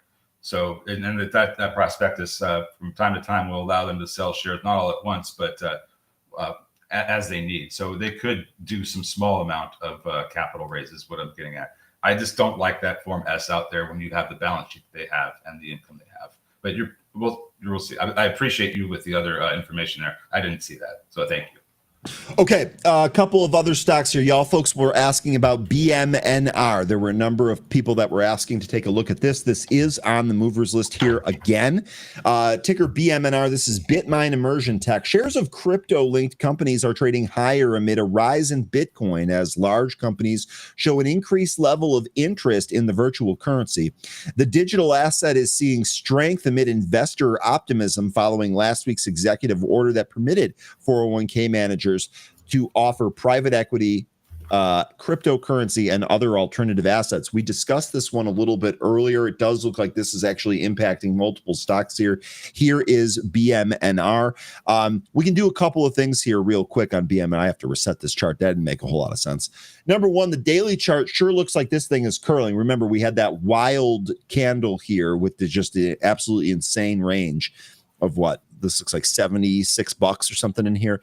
In any case, I don't know that we're going to necessarily see the top of any of that, but the stock is curling and we have expanding volume here on the daily. So the trend is currently higher right now for sure for BMNR. We take, oh no. Oh heavens, no. Did I just, oh, now I'm clicking things. I don't know how to get rid of this. There we go. Okay. Short. Look at the short interest on this name. 2.78% of the float shorted here. This comes on 1 day to cover. That comes on an average volume of 21 million shares. We've traded about half the average here, a little bit less than half. Float is 111.2 million on this one. 13, do you have any thoughts here on BMNR, the chart, technicals, the company itself, thesis, anything? I think keep an eye on Bitcoin and just see what that does, and I think you'll get your trades off of that. I'm not really that sure what to do here with BMNR. Let me look at the chart here and see if I can get some levels. So we are kind of riding up the 65 EMA. Have been since Friday. So I think that's something that we're going to want to keep an eye on. If you look at a 5-minute chart, you can see that that 65 EMA actually going back even further than that. The 65 EMA. It seems like since the 6th, really, we've been kind of riding this up. I guess that would be where I would keep my eyes on. See what happens with the price in the 65 EMA. If we start losing that and go back towards the 200 EMA, that's either going to be one of two things: your signal to stay away or your signal to load. Now, I'll leave it up to you guys which one you think it is. But for me, I think if we're going to continue with the upside, it's going to just have to continue riding that 65 EMA up as it has been doing. And if we do get a pop out the gate here, that's going to lift us up higher. We have that resistance at $60 that we saw at the very beginning of the pre-market open. 59.98 was the high. So that's going to be a resistance level if we get back up there again. Currently having trouble with 58 though. Okay. And this one is Ethereum on its treasury, right? Yep. Indeed it is. So, okay, good stuff there. BMNR. There were a couple of other stocks you folks were asking about. AMC, it looks like today they report after the market close. They're trading higher after the company reported. Wait a sec. Did they actually report? I thought they were scheduled to report after hours here. They were, but they reported this morning, it looks like. Stages a blockbuster comeback in Q2 with admissions and revenue up 61% and attendance up 50% quarter over quarter. All right, I'm just going to say this. Maybe I'll be wrong on this. Take this with a grain of salt. I don't think the movie business is this great business. I don't think AMC is hitting the cover off of the ball. If you're long on this and you're in profit now, if this were me personally, I'd be selling into this pop. So AMC reporting earnings here. Looks like they're trading higher by just about 12% here. You got any thoughts on this one, 13? Let's see what the short interest looks like. I still don't like their balance sheet. Seems like they've got more, they've got a lot of debt, I think. Let me double check. Yeah, that's a lot of debt. And their balance sheet is in the red. So I'm a little concerned with all that. And I still view this as a one of those meme stocks. So we could get moving out, now, but as to your point, we could see this come right back in. Float is pretty heavy too, 431 million shares. And I agree. I don't really feel like the movie industry has been revived to pre-pandemic levels. Yeah. So I don't think that this is something that's going to continue. It might just be a really good quarter, but I think I would also keep my expectations in check. Yeah, me too. It's worth noting here in the pre-market, the volume is expanding. We're above the VWAP, so it meets some of the criteria that we talk about on some of these junky stocks. Maybe we get a day trade here. I just don't see it. This stock has not been great to people that have traded and held it. Now, I don't trust it. I don't trust it. I have no position, but this is what's going on here. They were supposed to report tonight. They reported this morning. Higher they go. And Joseph Schmo is right. Like the only reason I go to the movies anymore is to go see it with my kids. Otherwise, I just with Brian, and I just take my couch over my TV any day. And there's also another point that Joseph Schmo made about how if it would help with the movie industry, it would help the movie industry if movies didn't suck. Yeah. That's my big thing here is that I don't find new movies enjoyable at all. I don't think overpaying for movies and popcorn and all of the other stuff is fun. It's not the same thing. It's not the same thing. The seat on my couch is better than the theater, no question. Yeah. Okay, Rumble here. Sean was mentioning this a lot. Rumble NFL partnership. What is that? I don't see that anywhere This is a here. video sharing platform. Well, I know what Rumble is, and they announced, there's other news in here. So Sunday, they intend to acquire an AI company, Northern Data. Does this company have something to do with the NFL, Northern Data? Is this going to be kind of like No. share your NFL experiences from the stands kind of thing? I'm just I kind of don't like wondering see out the loud. connection to I don't see the connection to NFL. That's what I'm looking for right now. Everybody If on their I'm phone. missing the what? I was going to say everybody on the phone at their at the game. We're all going to be recording each play, and then the NFL is going to use all those different angles to make sure they got the play call right. Well, they do have the new Hawkeye This system. guy, yeah, I know, but this would be like the same thing that you got out of the Dark Knight movie. We had every cell phone act as a sonar, but this is a bit. Anyway, I'm just kind of like goofing off here, but a free to use video sharing platform that every single person in the stand can use. What would the NFL even want that for? And I think it's to share what they're seeing from the stands and the experience. So we'll see if that's the case or not. I'm a little bit confused on this one, just like you are, but I'm just kind of thinking where their angle would come from a free-to-use video sharing company. You guys are still saying it here. Bob says partnering with the NFL. Rakesh, Right. Benzinga, it will be launching Why? a digital wallet. What? Yeah, we get that they're partnering with the But NFL where is for that? what? I don't see that in the news. This is what I'm trying to say. Where are you guys getting that news? Am I stupid? Am I missing it? Is it staring at me in the face here, or are you making it up?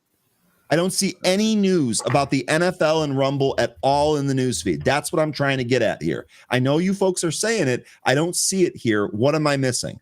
What is the connection to the 13? I love what Okay. you're trying to do here. You're trying to speculate. I get it. Where is this coming from? Okay, so here's what's happening.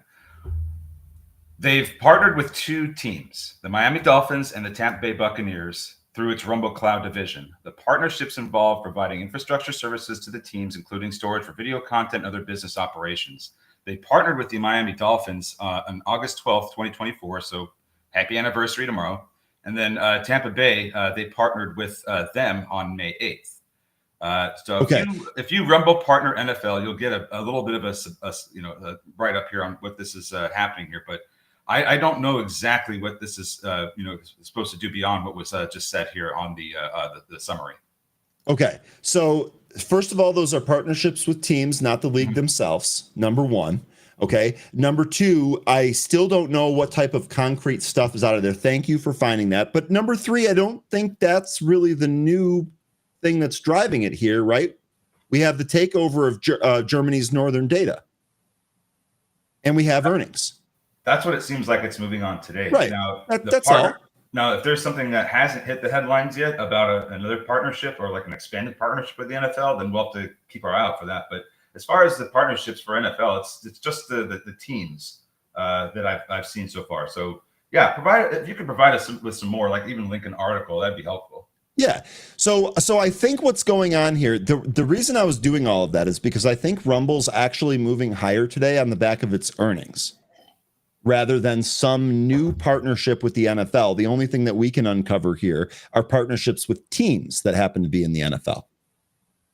Yeah. There we go. Chase, dude's getting pissed here. Super pro. Dude is uncovering what actually is going on instead of producing false headlines. But cool story, bro. Go back to sleep, Chase. All right. So this is what's going on with Rumble. We're actually beneath the VWAP here. VWAP at just about $9 there, $8.98. Your short interest here on Rumble, 16.51% of the short of the float is short here, and 6 days to cover. So this actually does have high short interest and a potential to move higher here. And I do have levels We'll marked off here for Rum since we've traded this one. What do you got? Well, we moved up to 949 in the pre-market here. I had a 945 level, so just popped above that. We are trying to recapture VWAP. I'm sorry, no, we just were rejected from VWAP, it looks like. But we do have a support level at 860, and we're trying to make our way through this this region at about 890. It looks like we just lost that. So we can recapture 890, and then after that, VWAP should see this try to test the 949 area again. Okay. And we'll see if we get a breakout there. 949, 950. We actually had this double top was right in here at about 1087. That would probably be your next area there if we were able to pop above. Yeah, I got 10 as the next We'll see if we get it on Rumble. All right. We'll get ready to rumble. In fact, was there any other stock? You know what? The only stock that I didn't cover from the list that folks wanted to take a look at here was Snow. And I'm not sure if they actually wanted to take a look at it or if it was just getting mentioned here. Here is Snowflake. Stock got absolutely hammered the last couple of days. Down here, let me actually go to the big chart here because I just got some of my EMAs on here. Let's actually bring Snow up with the regular moving averages. All right, here we go. So you see where the pullback is taking us. It's bringing us right back to the previous 184 breakout level. We do have the 100-day a little bit higher there, 187 3/4. We'll see if we can hold that. Also, furthermore, this is going to end up filling a gap. We're actually right into the gap. This doesn't fill until about that 184 level.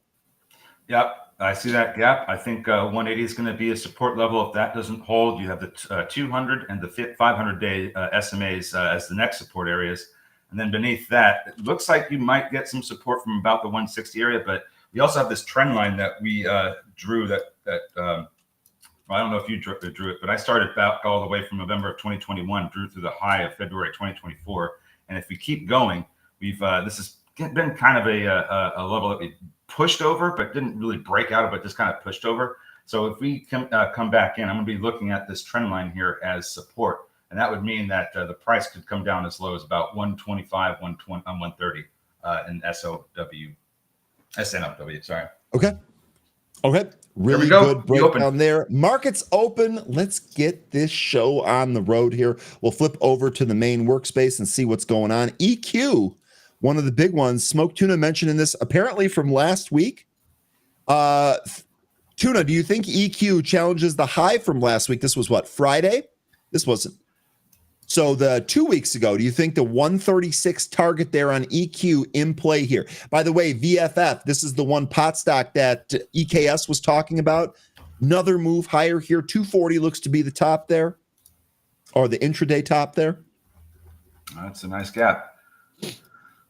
Okay, so some of these other names, looks like AUD is getting some support from the 200 EMA, trying to push through VWAP and the 65. CGC is also trying to come back up here as well, but doesn't look like the volume's that great yet. BMNR, same thing, kind of sideways. Rumble, this thing actually making a move for VWAP here on its way over to the 949 area, the pre-market high. So not too far away from there, but it's kind of backing off a bit. MSOS popping here. It actually just took out its VWAP from that opening move. So here with MSOS, remember, this is the ETF on the cannabis news that we got. This one pretty interesting because we've really stayed beneath the VWAP all pre-market here. If this can actually hold above and move higher, I think 450 not out of the question here in pretty short order. 440 was the high pop from the opening of the pre-market here. MSOS.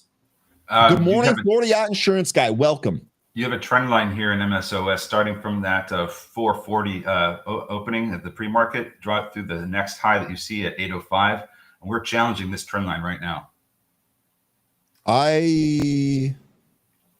That's weird that you have such a different candle compared to me. Yeah, I'm not going to add this. I don't have that. And let's see. In my broker, I don't have it either. That is weird. Okay. Yeah, it is. But that happens sometimes. That happens sometimes. Rumble making a dash for that 949 pre-market high. Yeah, I wanted to put this in my trading window here. Rumble's actually got pretty good volume too. BMNR also looking like it wants to try and test that pre-market high of 59.98. Call it 60. Still pushing up here, making a session high. It's higher than all the other pre-market prints aside from that initial move up to 60. Now it's coming in. I was going to say, let's see if BMNR can tap that 60 here. Also worth noting, Tesla ripping out of the gate here, right to the high end of the trend line. Take a look at this. So this is the trend line 13 that we had started back on the bottom. This looks like April 22nd down here. We're now testing this to the upside. This is actually a pretty good break of this downside triangle. A move above this, I got to think that this 360, 370 area high that Tesla put in, this was when? Back at the end of May. I think this is on deck if we're able to get above this trend line here. Tesla, nice move here right out of the open. Got some folks mentioning bull that had a big move out of the gate here, drove it all the way up to 1608.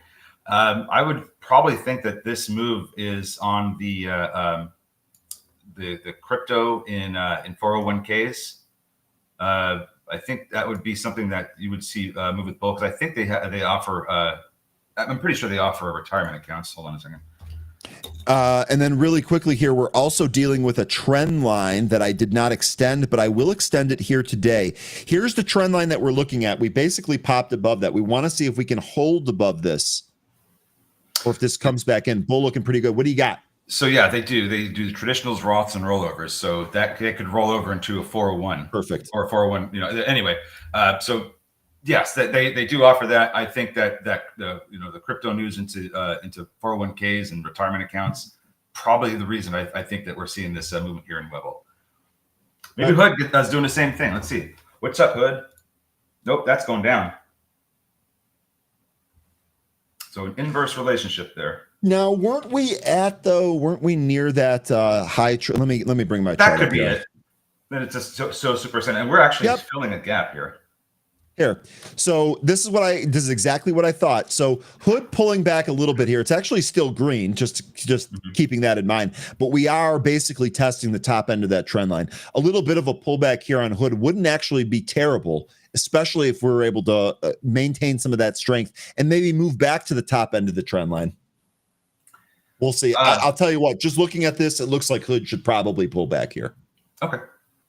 Now I saw that some folks are mentioning Micron as well, because they revised their guidance, and this goes back. I mean, my first thought is going back to that conversation that you, me, and Marcus and Mayhem had about how we were going to probably see AI drive more towards the memory side of things, and not so much the GPU side. And I forgot the exact reason that he said that, but I think it was more because of the way that the processing is going to be. I don't want to put words in his mouth. I don't want to screw this up, but he had mentioned that memory is going to be much more crucial going forward for the AI space. And I think that's where we were talking about Micron. And now to see this adjustment in their guidance to a higher level, I think Micron's going to end up being something that we're going to want to take a look at, or at least hold on. This is a huge guide higher too. Yeah, I mean, there's no surprise this is popping this much. Huge guide higher there. We need to get that exactly what he said on some paper, so that I can make sure that I see it and I can read it to everybody else, because what he was saying was the first thing I thought was, oh, then that Micron's going to do great. And if that's what this guidance raise is off of, because what he was saying is we're starting to see, I need to make sure I get that information right. So I'll bring that back to you folks next time I speak with him, or maybe you. Yeah, I can reach out to him too. Okay. Excellent. What else do you folks got?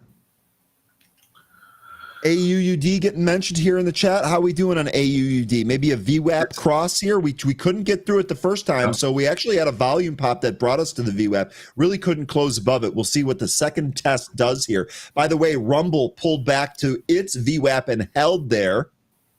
Yep. I got 903 as my VWAP here in my broker on RUM, ticker RUM. Yeah, it seems like as long as it holds 9, we can still move up to that pre-market high at 949.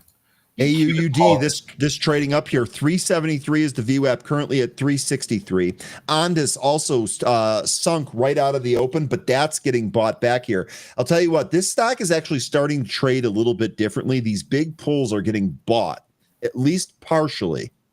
EQ has halted to the downside. Nasty pull here beneath the VWAP after hitting 125, and they are loading it up. Not loading it up. I mean, they are trying to sell this thing beneath the dollar.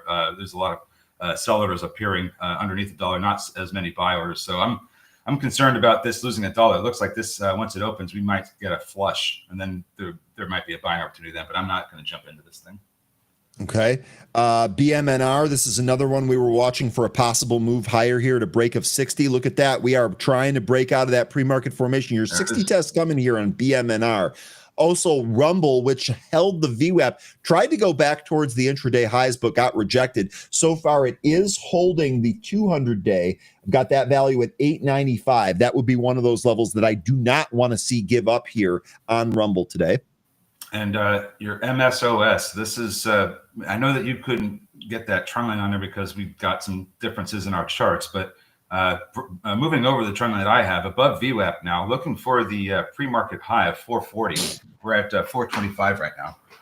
Okay, remember, entry here was 350, 450, not even out of the question here. That'd be pretty quick. BMNR just took out that pre-market high. And I mean, oh my God, dude, what a move. Okay, so first of all, I didn't hit that one. That obviously happened way too fast there, even though we were kind of looking for that 60 break. Big move here in BMNR. Grats to whoever had this one. Let me know what you're doing with that. Yeah, so this is, I think this is past the resistance area I was looking at, or I'm just trying to make sure if this is the right one or not. I think it was 60.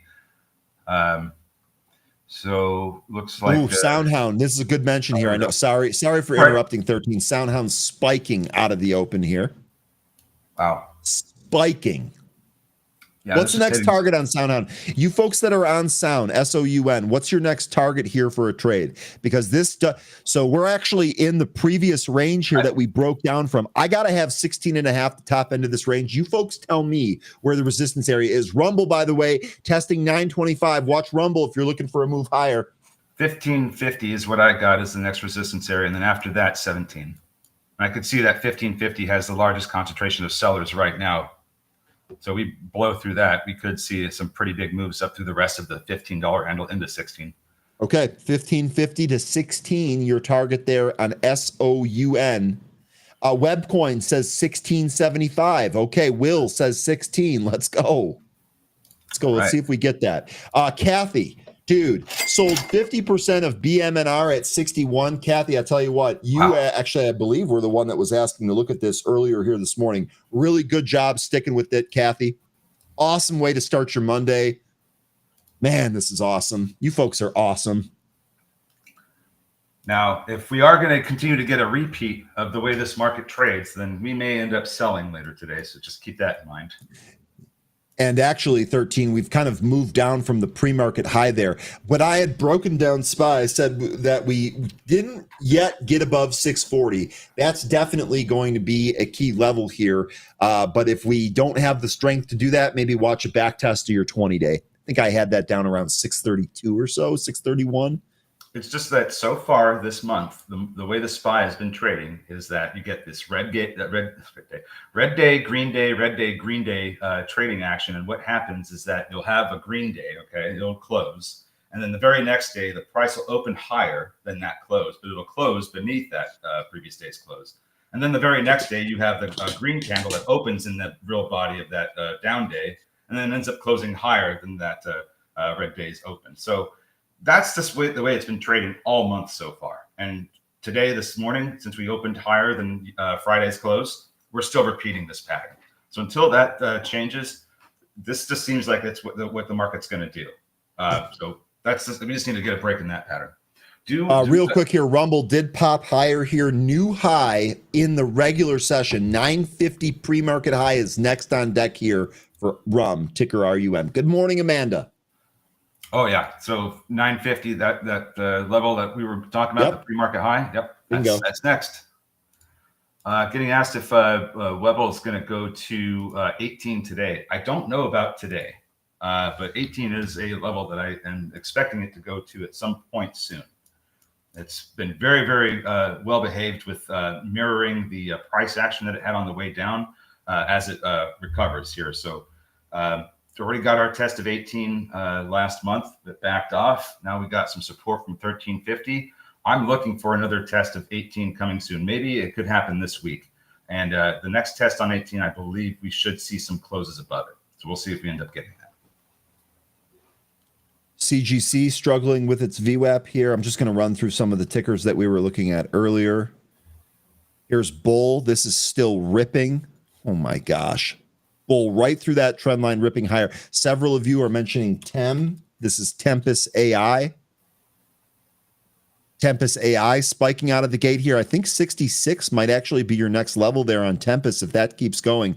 Several of you were mentioning Ticker AI, which was moving down. This was getting hammered on, what was this, earnings? Yeah. C3 AI shares are trading lower after the company reported preliminary Q1 revenue guidance results. Also, DA Davidson downgraded the stock from neutral to underperform and lowered its price target from 25 to 13. This stock absolutely hammered here, down 27%. Now, it does look like it put in a bottom here at about 1480. We're trading up off of that area, but I'd be careful on this. Really, for some more upside, I think we really need to take out 1630 to the upside. So they like the consolidation from October to December of 2022. That's where they think this goes. And man, that's just awful too. And this isn't even their earnings. This is just preliminary. Yeah. Preliminary guidance. We talked about this one being a potential pretender in the AI space pretty early on. It bucked that trend for a while, but good Lord, not a great day here for ticker AI, C3 AI. Well, Arista stocks, I'll tell you this. I don't know about what the CPI is going to exactly tell us. It may say that, things are starting to look more inflationary. But if this market that it's been showing this red to green pattern every day since this month so far continues, we're supposed to have a red day today, and we're supposed to have a green day tomorrow. So we should be seeing some higher prints tomorrow following a down day today. That's if this pattern holds. If we end up closing higher today, that might be considered a pattern break. And I don't know what's going to happen tomorrow. It could be something different. But for now, the pattern is holding. Real quick, the trade desk. I know this is one that we've recently been looking at. This sank on earnings, went lower. It's actually trying to bounce here today. I guess my only question is the bottom in at $53. No position here for me. You folks tell me, is the bottom in at 53? Yeah. Do you have my trend line? Maybe. Some of my trend lines got deleted from the little disturbance. Okay. So start with the July and August 2023 highs. Draw it through the highs that you see there in September and October, and keep going until you hit the low from April. Okay, here. I think this is it. July. Yep, this is it right here, and then you add this trend line all the way here. It's the bottom of that April, the low. There you go. Yep. Look at how nicely that all looks. So that's where I think that trend line there is where the price is going to find support. Okay. Good stuff there. EQ. This is that penny stock that graduated to dollar territory temporarily. We're back in penny stock territory. See if this firms up anywhere. Okay, so this one opened after that nasty halt, and we're trading lower. Okay. Let me see if I can get an idea of where this might turn around or bottom. So we are coming down to an area where it might, like the 90 cents seems like that's another support area based on this early pre-market price action. If we lose that, the next area is going to be down around 75. I see some traders buying puts into this BMNR move higher. It looks like they're targeting the 50 strike for this week. Boy, that's a tough bet right there. BMNR still screaming higher here.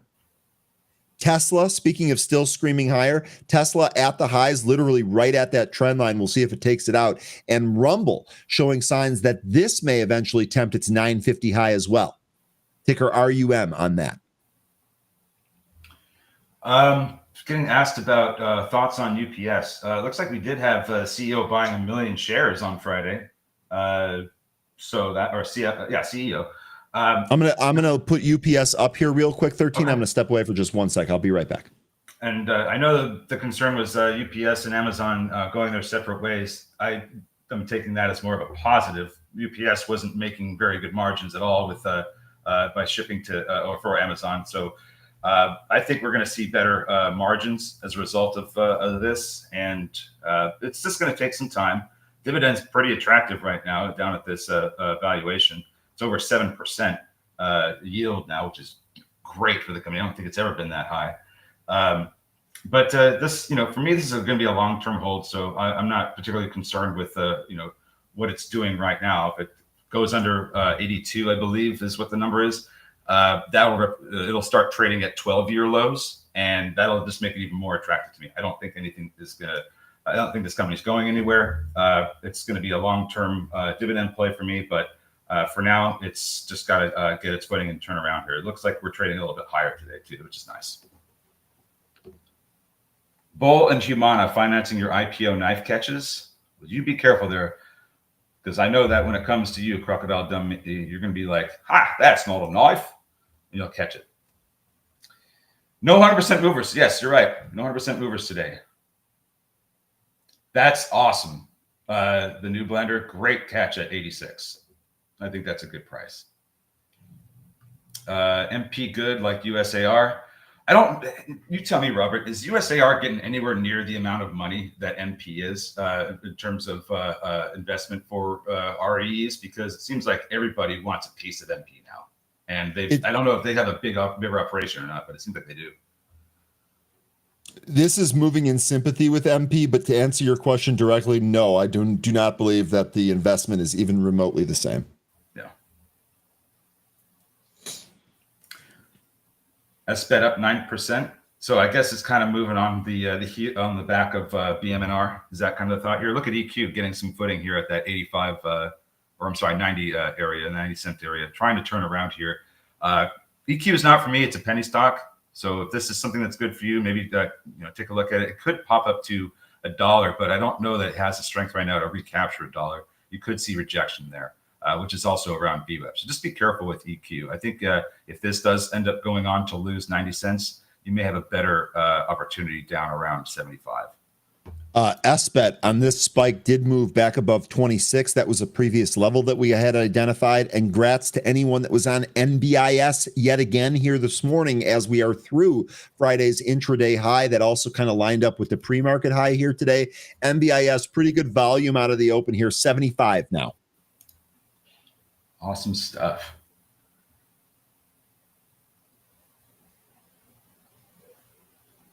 Well, here's the thing, Raffle. The magnets are still considered to be rare earths. Yeah, he's right on that, but they still move together. Right. That's the thing.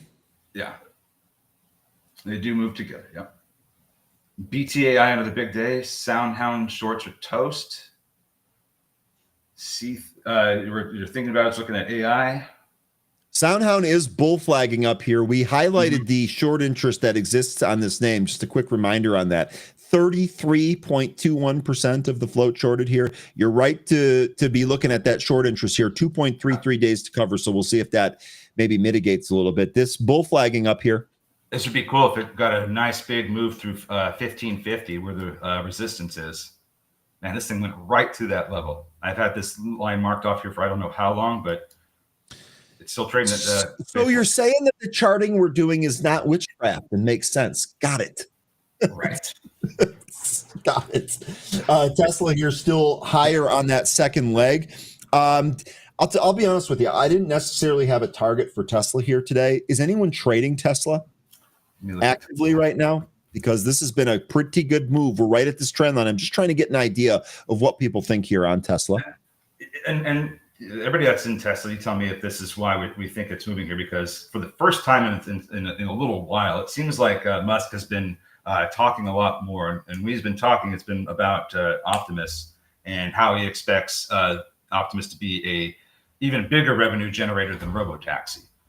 And I believe that to be the case. I think if autonomous robots are going to get built en masse and Tesla's the one to do it, I think it's going to be pretty successful, especially if they do everything they said they're going to do.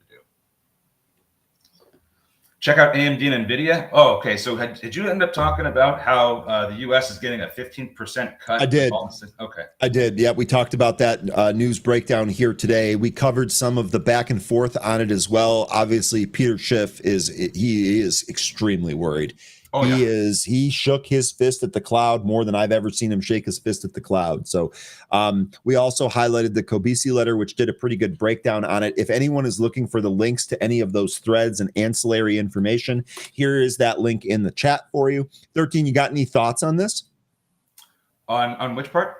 The whole thing, any part of it, whichever direction you want to go. The 15% of the big thing that Peter Schiff was breaking out earlier was that they're getting 15% of revenue, not profits. Mm-hmm.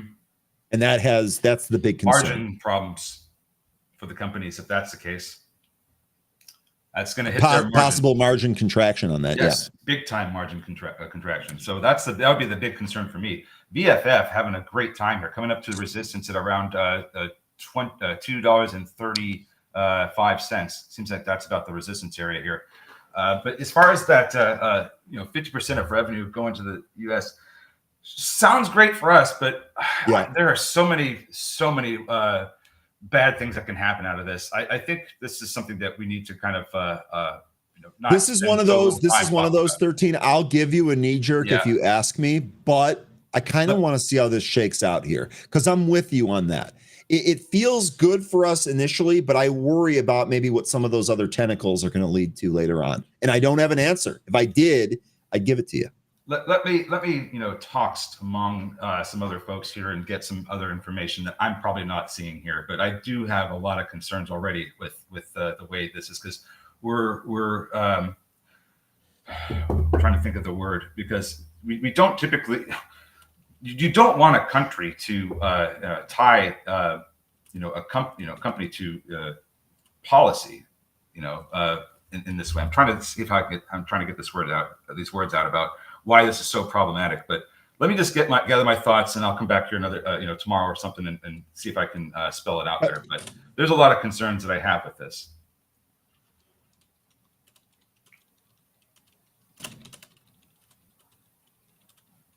For those of you that I'll just really quickly mention this, for those of you that are Benzinga Pro subscribers, the high beta squat guy is available today. Not feeling 100%. So if you see a little, or if you don't get as much content, that's why.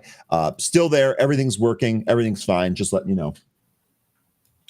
Looks like Soundhound didn't really go and break beyond that 1549 high that it put in. That was the big area it had to get through. Still above, still trying to hold VWAP.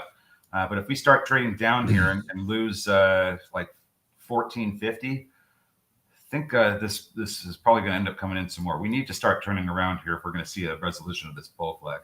And I've got 1475 as the VWAP there. We'll see if Soundhound can hold that. We're not quite testing that yet. Also, really quick, Carson saying you guys are the best. I already had a call. I'm up 22% right now. That was on the NVIDIA. That's really, really nice. In fact, bang. But that's on the NVIDIA AMD news here. I had mentioned that the initial reaction to this was lower, but this spent all pre-market trading back up here. We got another dip out of the open right back to this 183 spot. I'd actually watch this area. I would not be surprised if this pops and goes a little bit higher here. See what happens if this back tests and holds the VWAP, though. Awesome stuff to hear there, Carson. Good job. Will mentioning open. That's got a that's the high shorted. Pop. Yep. This has got an 8.5% pop right now. So it doesn't look like it's moving too quickly. But it's still got 22% of the float short, I believe. Is that what the read is? Yeah, that's what it is. So seeing a little squeezing action here in open as well. I don't know how high this is going to go, but let me see if I can figure that out with some levels I've got here. Open door. So 260 has been a big resistance area over the past like 30 days after it lost that level. Couldn't recapture it. So if we do end up trading up more today, looks like 230 is also a resistance area from where we're at right now. And I can see that 230, massive amount of sellers in the way there at 230. So that might be a little bit of a problem going higher for open, unless you get the volume expansion, which I'm not particularly expecting it to. Still have a lot of sellers in the way at 215, 220, but 230 has the largest concentration by far. Okay, real quick, someone asked earlier about Monday. That's ticker MNDY. This stock reported earnings here today and got absolutely hammered. In fact, it's still down 27% here. But here's what I want you to pay attention to. Might be difficult to see because I got a bunch of these EMAs. Let me turn them off so that this is a tad easier. Here's the big thing that we need to look for. Ticker MNDY, if you're looking to play this for a potential bounce, sure. Stock's down almost 30%. So could it bounce today? Maybe. Kind of a tough earnings report here. Watch it get above the VWAP. It's great to see a whole bunch of buying volume down here after the pullback. Maybe people are trading or excuse me, legging into that for a potential bounce or a potential move higher here. I'd watch that VWAP. Current price 181, VWAP at 185. That's ticker MNDY. We'll see if we get a turnaround there. So far, it's staying under, and actually, it looks like it's weakening up a little bit here. And really quickly, sorry, 13. Let me get one more thing here because we got to give the flowers when they come. Tess said about Tesla, which is why I screwed that up. Tess, good morning. Good stuff there. Out of Tesla here. Nice little power move off the open. This actually looks like it might try and go higher, though, on Tesla. For Monday, the earnings weren't bad. They actually did top and bottom beats. The problem is what we've been saying when it comes to these earnings reports. They have to guide very well or they're going to get slaughtered. And that's what happened here. Their guidance was, even though they raised their sales guidance, it still was, not too much better than what the estimates. As a matter of fact, I think it was pretty much right on the estimates, if not a bit the higher. Estimate was in line for the quarter, but 13, the full year revenue guide was actually below. The top end of the range was actually below the lower end of the previous range. That's what's sinking the stock here today. So it's just as we have been saying, it's going to be about this guidance. Unless it's absolutely blowing the guidance expectations away, these things aren't going to move up. We've seen plenty of earnings reports already this season that have indicated that. So if you're trading a company that is not guiding very well, it's probably not going to do very well in the session you're in. Now, on the flip side of that, the contrarian will say, well, you know what? They gave conservative guidance. It's probably not going to be worse than this. And maybe that sets up for a potential beat or better numbers in the future. That overlaid with the 30% pullback that we already saw here today, maybe the sellers are kind of exhausted here. The other thing is on a daily chart, this sets a very obvious gap to the upside, right? So if we're actually able to kind of hold here and then trade back up, maybe we trade into this gap. All things to consider and watch here. But the first thing I think you should watch is that VWAP. We're still struggling with 181 at the moment. Yeah, and you could look to the left and you have a whole bunch of different levels you can draw upon for reversal. And it looks like 175 could be the next one. And if not that one, then you've got, one looks like somewhere between 155 and 160 is the next level. So we're getting down to some areas where you might find some support. MSOS found resistance right at that 440. That was also the pre-market high resistance area. We've backed off that spot a little bit, but we backed it off right to VWAP. We held it VWAP here. This is a key area for MSOS. We'll see if the cannabis names maybe hold some of this good news. Does the move higher go up in smoke here on the cannabis names? We'll see. MSOS so far holding the VWAP. I'd watch this if it loses it though. And BMNR is looking to take out its session high of 64.88. Oh God, Kathy. Right now. Still trying to push that up there. Equilibrium kind of sideways, but I think this is getting locked down. MSOS trying to recapture VWAP. Soundhound lost its VWAP. It's looking at support. The next area should be about somewhere between 1450 and 1460, I think. BMNR here. This actually might be trying to pop to some new highs here. BMNR. Yeah, it's certainly trying. Where are we? More CoreWeave puts getting bought here. How are these IPOs doing? Okay, so this is interesting. CoreWeave is actually trading higher here. It's up by 7.3%. People are buying puts into that. Let's take a look. How about that Figma IPO? What's that doing on the back here? So Figma is actually up 5% as well. CoreWeave is actually trading up right to the 50-day SMA where it's at 140, like almost exactly 140. So that's probably a resistance area, 140 CoreWeave.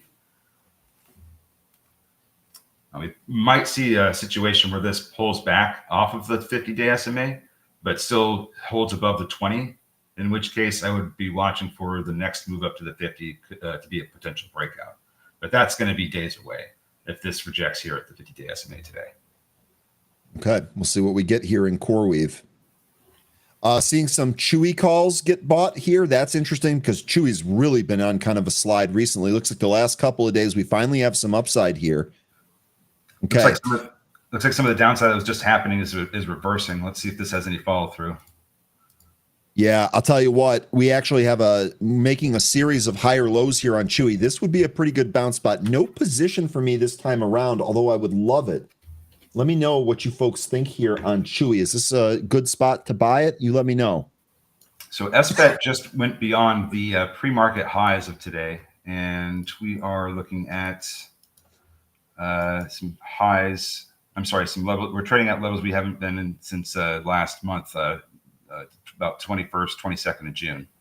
It doesn't seem like we're getting up to a resistance area quite yet that rejected the price in SBET when it was trying to recover. That's going to be at about 40, maybe 40 and change. But we still have a lot of other levels to chew through here. It looks like 30 could be the next one. Yeah, SBET here actually looking like it's about to take out the pre-market high 13. This was a really, really good mention there. Thinking about it, I absolutely love this, dude. This was not, I did not think about this per your namesake, but you did, and you're here to share it with the group. CoreWeave here. Lockup is over on August 12th. This will run to let insiders out of their shares before it tanks from the massive insider selling that is coming.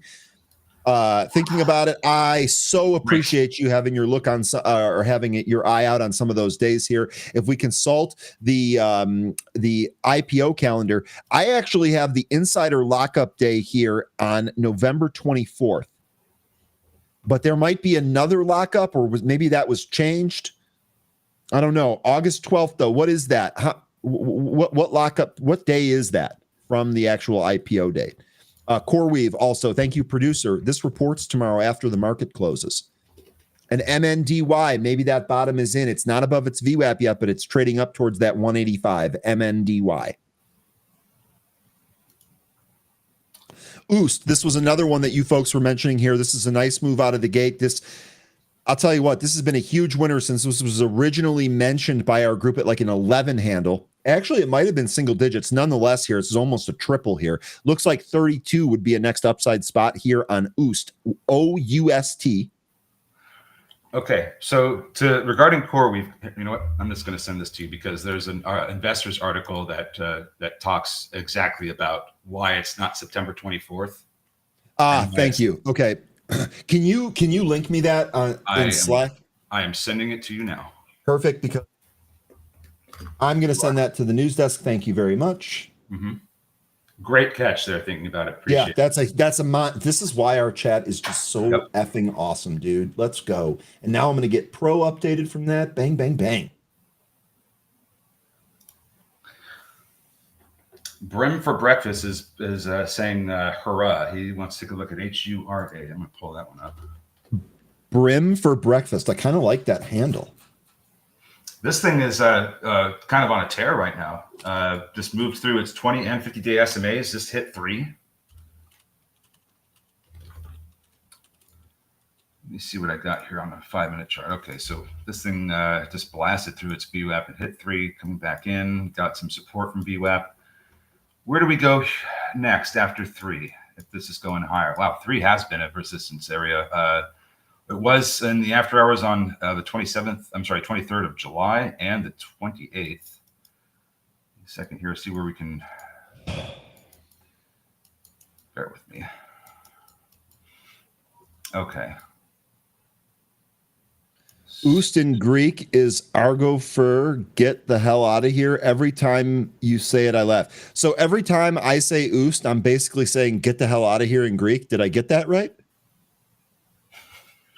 And Lion says, we are so F good. Lion, I appreciate it because you're correct, but you also kept it as a family comment. I can dig that, Lion. I can dig it. Monday still staying under that 185 spot. Actually, it looks like it tried to test VWAP and could not get above it. SPY, on the other hand, looks like this might try and go higher off of this initial pull from the open. 350 and 375 look like the next resistance areas in HURA based on the price action from earlier this year. So if we do manage to pop past 3, those would be the next resistance areas I'd keep an eye on. And EQ, this now. So good mention, you guys, on your penny players. This took out the 98-cent VWAP back into dollar territory. 120 still going to be the upside target there, or excuse me, upside resistance area there, ticker EQ. Market's all about unchanged right now, but slightly in the green.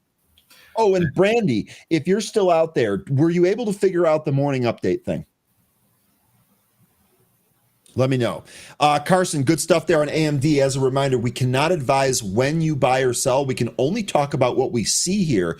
We'll try and put you in the best possible position, but at the end of the day, your risk, it is you who is hitting the buttons. You will have to decide, but we have confidence in you. BMNR backing off after hitting 66.30.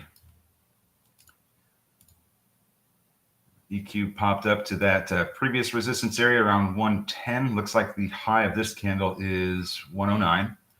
Backed off a little bit, still holding VWAP. So if we continue to hold VWAP, we'll be able to get over 109, 110. Izzy, if you are still out there, is 121 buyable here for a scalp on Amazon? 121. I can't remember. I think you, or excuse me, 221. I think you gave me 220.50 as your spot last week. I can't remember exactly. Refresh me on the levels here from Amazon. This might be, if the market turns around here, Amazon might actually make a decent scalp. So with Amazon, we've already got one rejection of the 20-day SMA after riding it up since the April, Liberation Day unwind. It is still above the 50-day SMA, but these two SMAs, I think it really does bear worth watching, because if we lose 220 and go underneath the 50-day SMA, I think that is going to be even further downside ahead, probably beyond the 200-day SMA. Now, if we do turn back up and take out the 20, I'd be looking for a continuation of that to fill the gap that we have here from July 31st to August 1st. Okay, real quick here. Izzy did say, see, my memory's not that terrible. 220.50 was your spot last week. 220.50 held here today. So this is actually a pretty decent entry. Izzy saying it still looks weak. Lion saying Amazon is a good buy. Lion, I know you have a longer term approach than a short term scalp, so that might be a little bit different here. Izzy saying, nope, this might just be a bounce. Still looks a little weak here. Appreciate that, Izzy. I'm being asked about my take on SMCI. What I'll say about this one is that there's this consolidation range that it has frequently been finding itself in. One of the earliest times it's been in this range was when it was on its way down here to these to the lows that it had in November of last year. But this consolidation range that I've been keeping an eye on, it goes from about $40 to $50, this $10 range, and we're in that right now. We're also beneath the 20, 500, and the 50-day SMAs, with only the 200 left beneath at 39.06.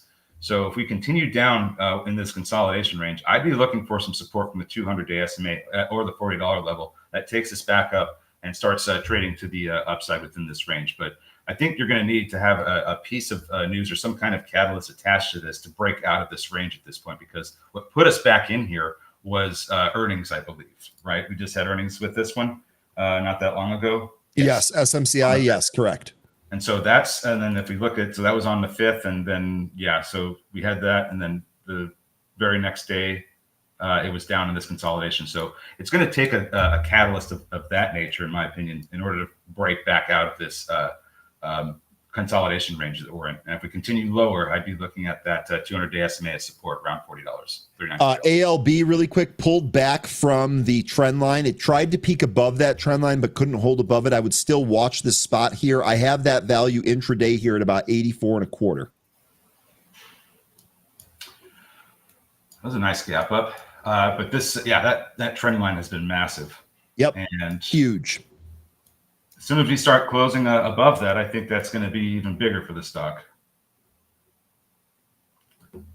But let's see if we can catch some support from the 200-day SMA if we continue lower. That'd be pretty good. And then to trade down there, get support, and then maybe spend another number of sessions trying to move back up to the trend line that we just got rejected at again. I'd like to see a big move to that trend line. Typically, when you hammer these trend lines frequently like that, tend to cave in and just and let the price run past it. So we'll see if we end up getting that. Got rejected today.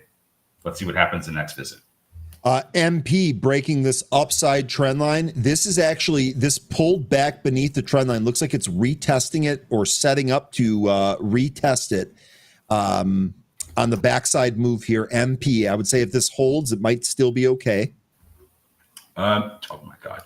Okay, so I don't remember when. Did you draw the trend line that I have in MP from 2021? I don't think mine starts. No, mine is just a recent one from the July pop here.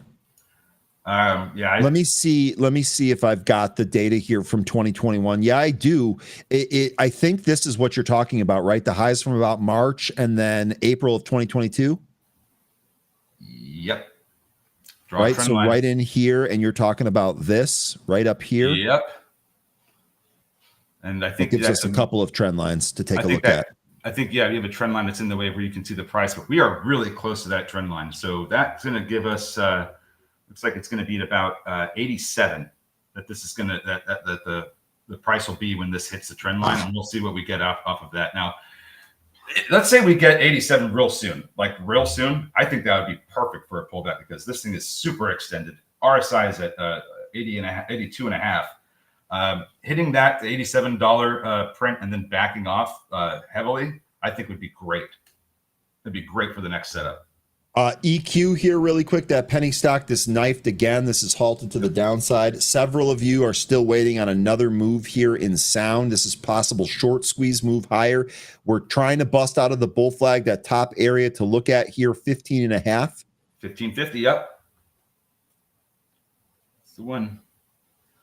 And the big of these, you're looking at Lilly. Yep, LLY, saw that.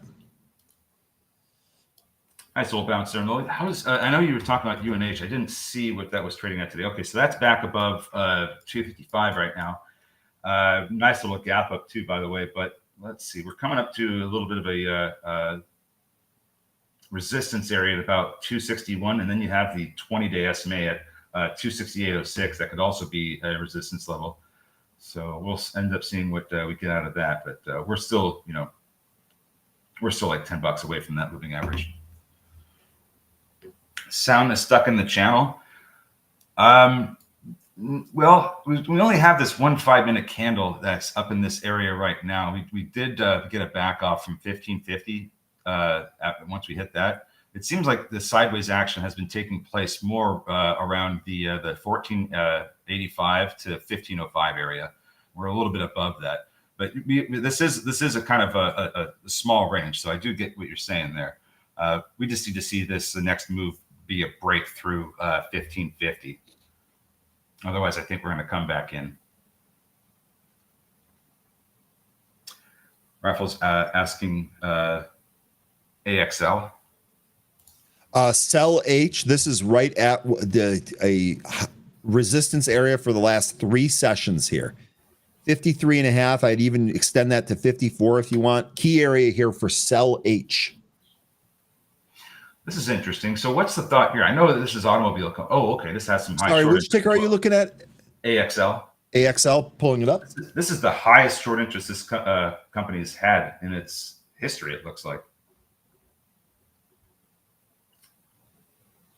So almost 26% of the float shorted, almost 6 days to cover. This is an automobile components company. They just had earnings last week.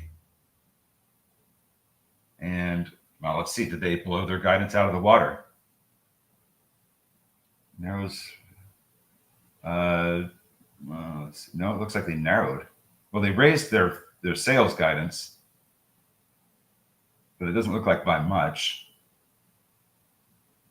Still higher. I guess, you know what?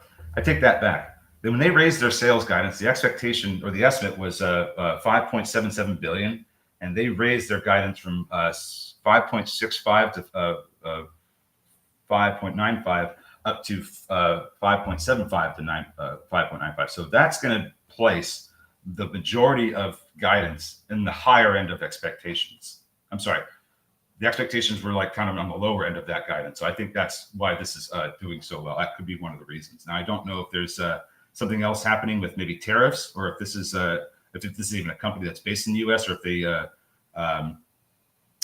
have everything manufactured in Mexico or Canada. But that guidance might be why this is going higher. Really quickly here, B Hall mentioning that AXL was a Melvin mentioned last week. And indeed, AXL was one of the last stocks that he mentioned. It was right after he mentioned Bloomin' Brands. This was a great mention, B Hall. Okay. So Tim Melvin giving us another winner here in pretty short order. That is good to see. Now, do you remember what he said about this one? You know what? I don't. Here's the thing with Tim. When he comes on, he normally goes through around 10 stocks per time he goes on. And I have enough trouble collecting the ticker, let alone notes about all of those. I'm just not fast enough on that. I would have to ask him, but I'm sure we can get a follow-up from him this Wednesday. He will be back on, and we can absolutely ask him again. I could even email him if you wanted to, if it was pressing. But if you think we can wait till Wednesday, we'll have him follow up with that. Yeah, and Raffle, hey, no problem. I'm sorry I couldn't give you more, but it looks like if you just wait until Wednesday, you'll get even more information on this and where this goes. So this is another great Tim Melvin play. The digital dino wants the auto tune. All right. There you go. Well, I do my best. AXL, though, is actually a pretty good move. EQ now losing that 90-cent level that I was pointing out earlier. So that has that support has fallen. Next one I think is going to be down around 75 cents. BMNR still hanging in there. What's up? I was just trying to answer a question here. Learn with Moses was asking you, but realistically, you can ask any of us. What is the news in the cannabis sector? We covered this a little bit. Trump said that he's looking at rescheduling cannabis. So you're seeing a lot of these move higher. Remember, I floated this last week as a potential move here. 350 was the entry on MSOS. It's really kind of ran into some resistance here at 440 today. But that's what's going on here with the entire sector. All of the stocks tied to that are popping here on that. Targeting 658 on Lilly. And then IOBT in the 8th circle of hell heading towards the 9th. Let's look at IOBT.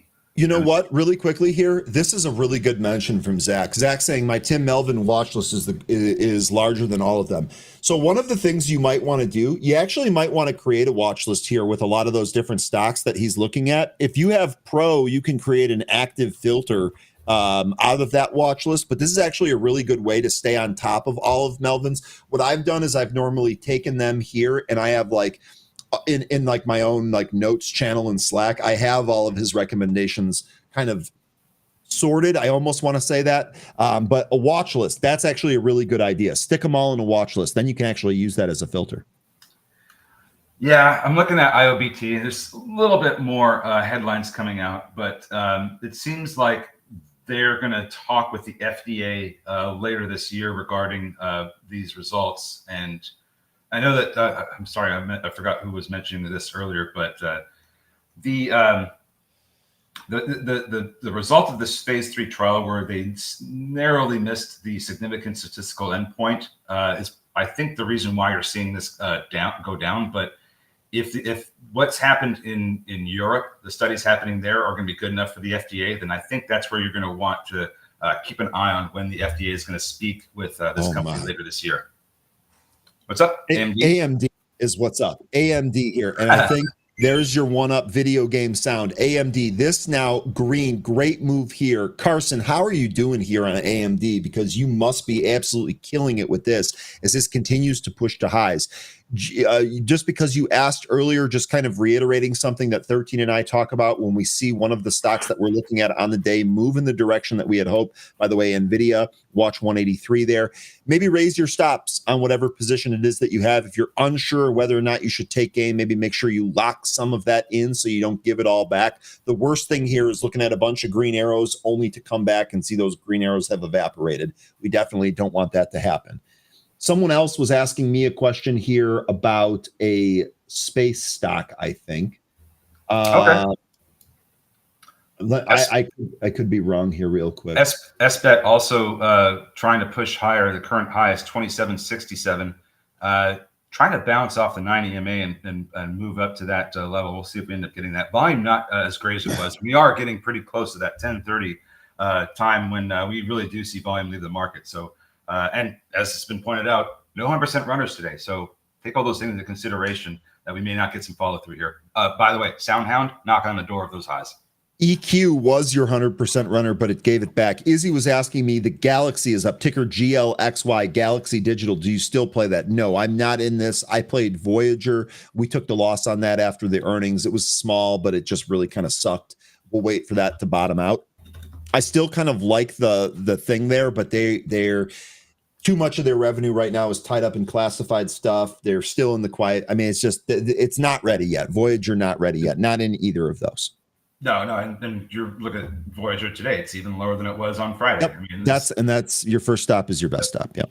New highs, Soundhound, but also with Voyager. I think, like I say this all the time with this stock, it's all tied to what Starship's going to do, and the next potential flight that I think that we're going to have, the next test flight, is it could be in the final full week of August. I don't have an exact date yet, but they have been doing static test fires. And what happens is that 2 weeks after a static test fire is usually when you get your launch. That's typically how it's been. So we'll have to keep an eye on that. What were you looking at?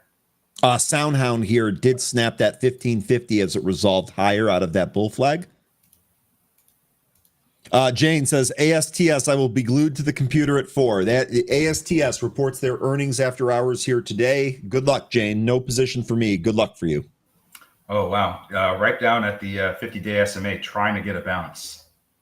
I don't know what to expect out of ASTS. I know that they've got their satellites, and they've got all kinds of telecoms carriers signed up to them. But at some point, I feel like SpaceX is going to end up invading the space that they're in. It's just that the SpaceX's satellites aren't designed to do exactly what ASTS's does as far as frequencies go, but that can change. Wolf here, that's WULF, Terra Wolf. Someone brought this up earlier here. I'm sorry we didn't get to this. This has just been straight up out of the gate here. This also related to the whole crypto and the 401k angle on Wolf, WULF. That's your catalyst here for today.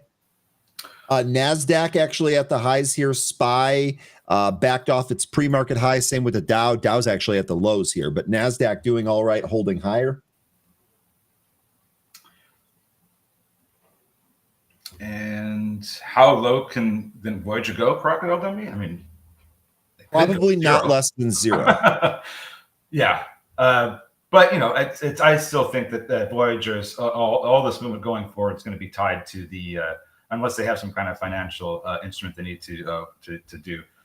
It's all going to be tied to Starship. It's the only vehicle that it has the capability of taking Starlab up in one launch. So I think it's just all going to be tied to how successful Starship is. And we get another test flight, hopefully later this month.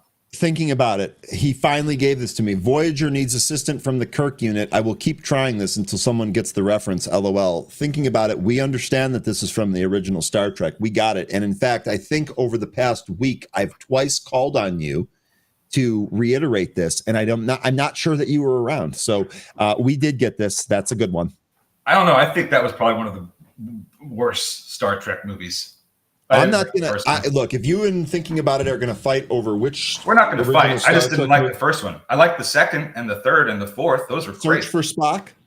Search for Spock was the third one. The second one was Wrath of Khan, and then the fourth one was Voyage Home. Now, the Voyage Home was hilarious to me because it was them in 1980s San Francisco. Lots of funny things happened. I just thought that was more of a comedy than a space movie, but. That's just the way I was. I know. Jerry will tell you that The Wrath of Khan is the better flick, but I think it's Search for Spock. Search for Spock. See, God, Muad'Dib, I'm kind of with you on that Star Trek V was bad. It wasn't great at all, but I don't know, man. I really didn't like the first one. It's a great Christmas. Oh, thinking about it is spicy. Here we go. Here we go. Fight people. Is that you, Bruce Willis, that I hear? No. Thinking about it, I actually really appreciate that comment. AUUD, by the way, selling might have stopped here. We'll see if this really needs to get back above the VWAP. The previous tests that we've had have been rejected. Ondas at the lows, that pulling back only down 2% here after a huge move higher. Let's let that have a break and not freak out about it. Zim, which we covered here this morning, this is backed off its high. That's ticker ZIM. Soundhound still grinding higher, looking for 16. It's now at 1576.77. It's continuing up. And VKTX, this seeing some more calls get bought here. Someone was on VKTX earlier. This actually gapped higher, sold out of the open, but immediately bounced as buyers stepped in on this one. Let's see. 500-day SMA rejection on VKTX. VKTX. Okay, there you go. Look at a daily with the 500-day SMA on. Carson, take care of yourself. AMD just broke 177, selling out now. See you guys tomorrow morning. Have a blessed one. We got the one up. We got the cash register ring.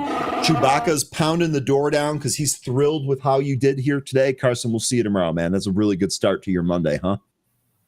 Really good start. That's what I like to see. Rumble, by the way, we talked about this one earlier, could not get above its pre-market highs, lost the VWAP, and that was all she wrote for Rumble. Bharat is asking about how the options look on Palantir. Bharat, I have not noticed any Palantir options, but let me actually take a look here.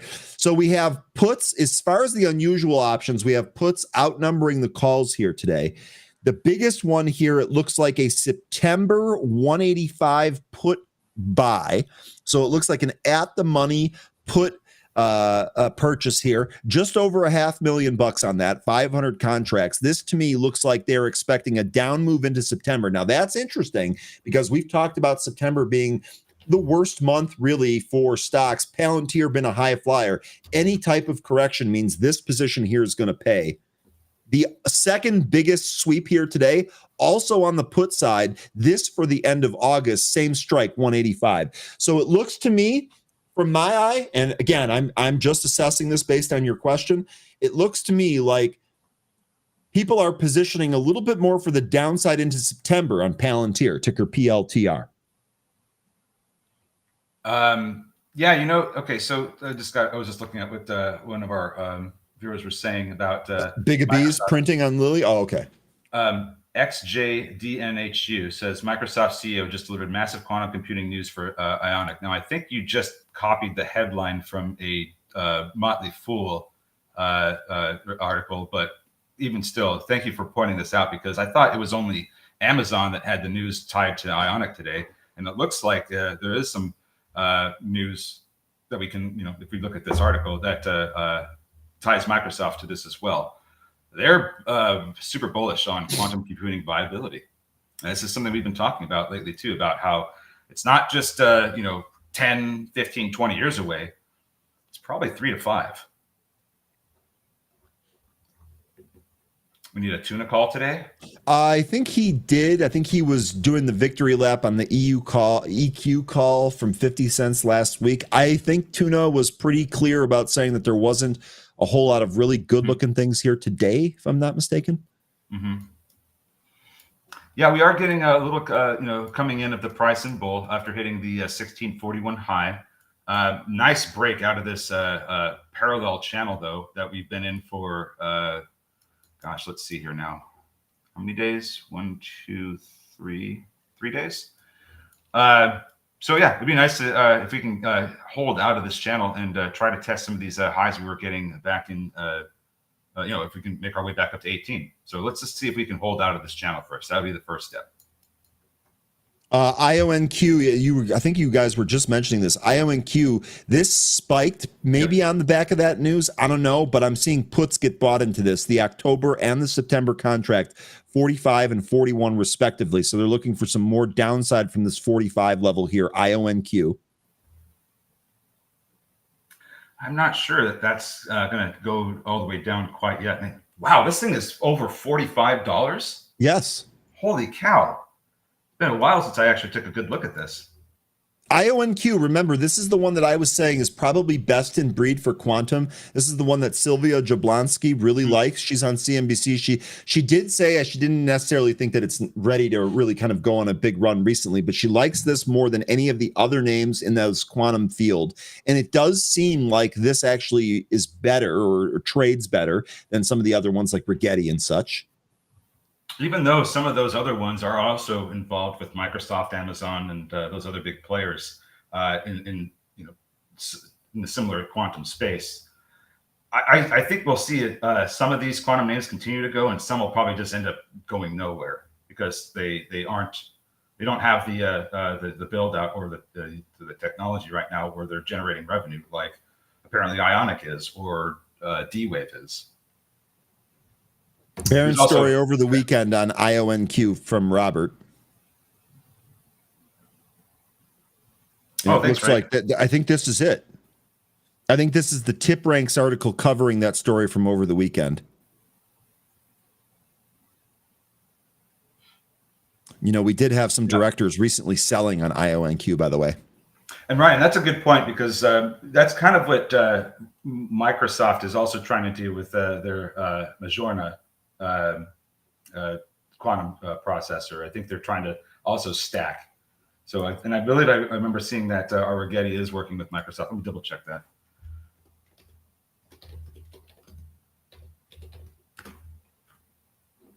I'm looking to see if I see anything else that stands out here. Sorry, 13, get in there.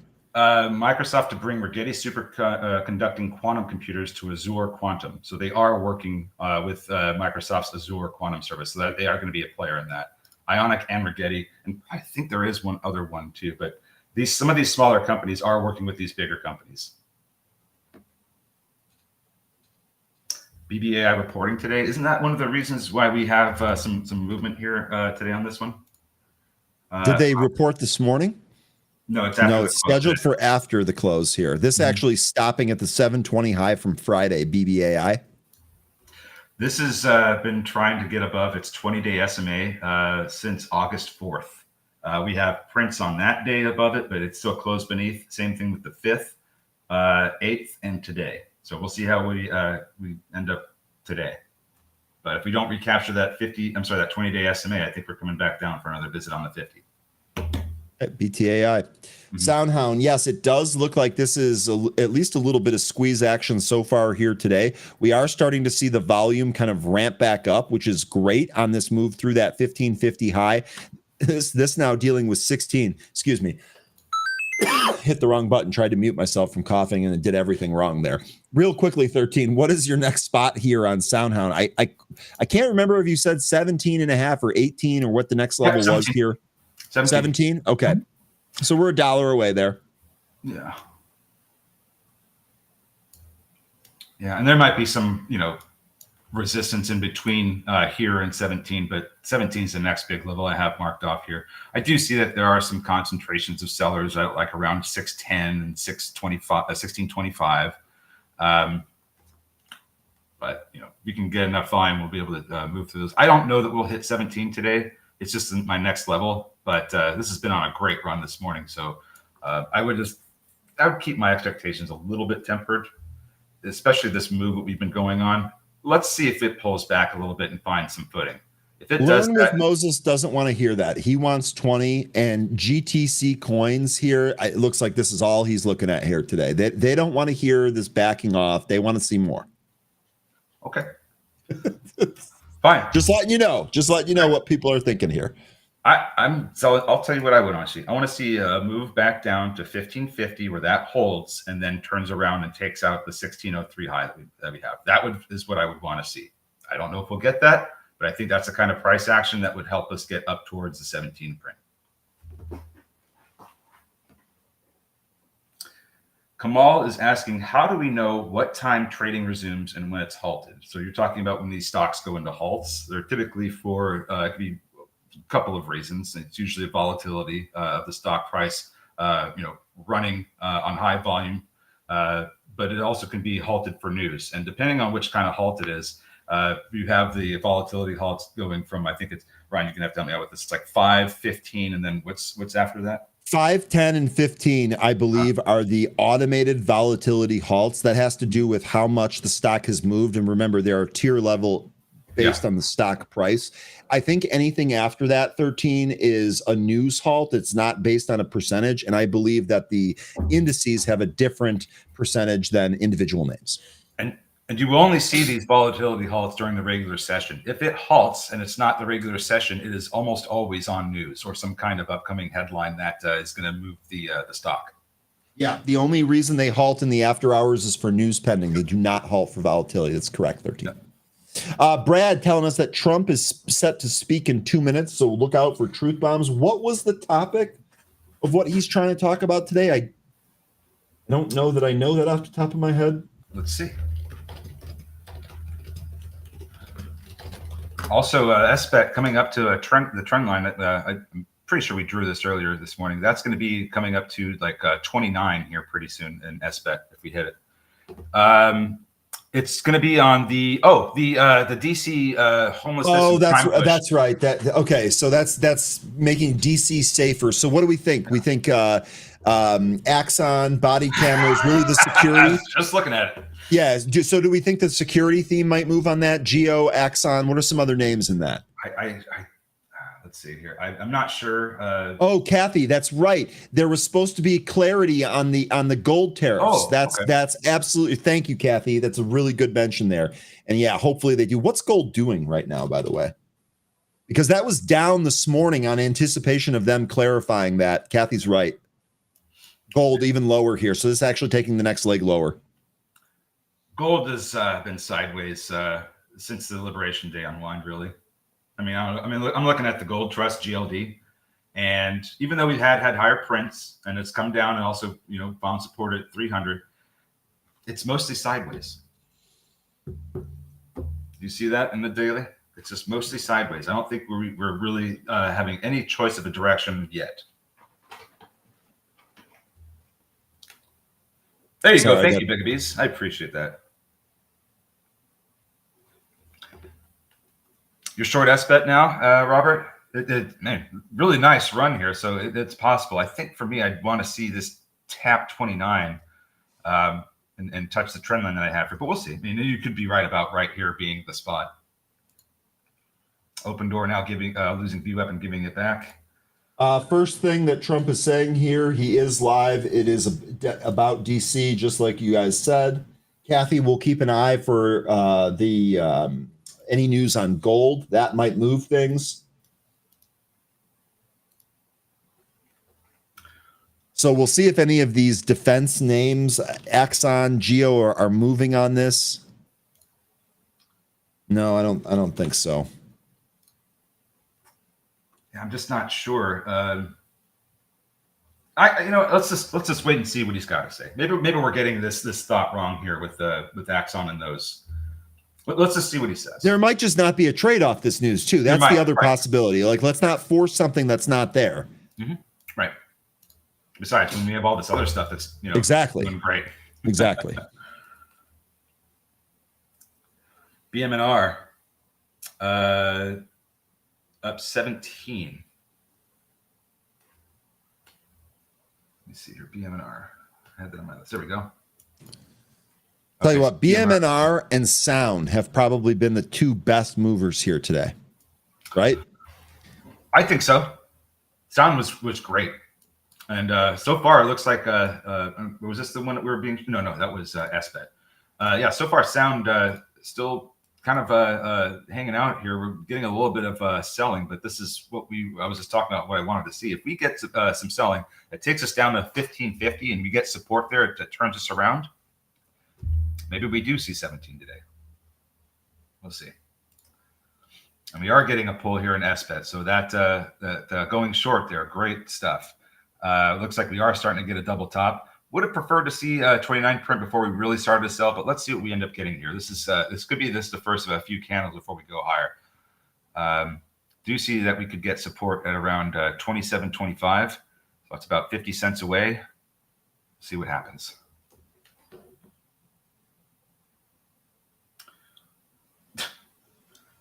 Yeah, well, look, the homeless problem I feel is kind of an issue with a lot of states right now. But my understanding is that California does have it. And my understanding is that this whole thing with DC just has to be how crime ridden it is, right? Didn't one of the Doge guys get beat up trying to protect his girlfriend last week or the week before? It might have even been Big Balls, and I'm not even like trying to make a joke. Which one? I remember seeing that. I think you're right. So I think that what's going on is just trying to, I guess he's calling it DC liberation. Oh, that's going to go over well with people, I'm sure. Oh, man. He has the best words. You actually have a pretty good impression. I like You doing have a voices. pretty They're good fun. impression.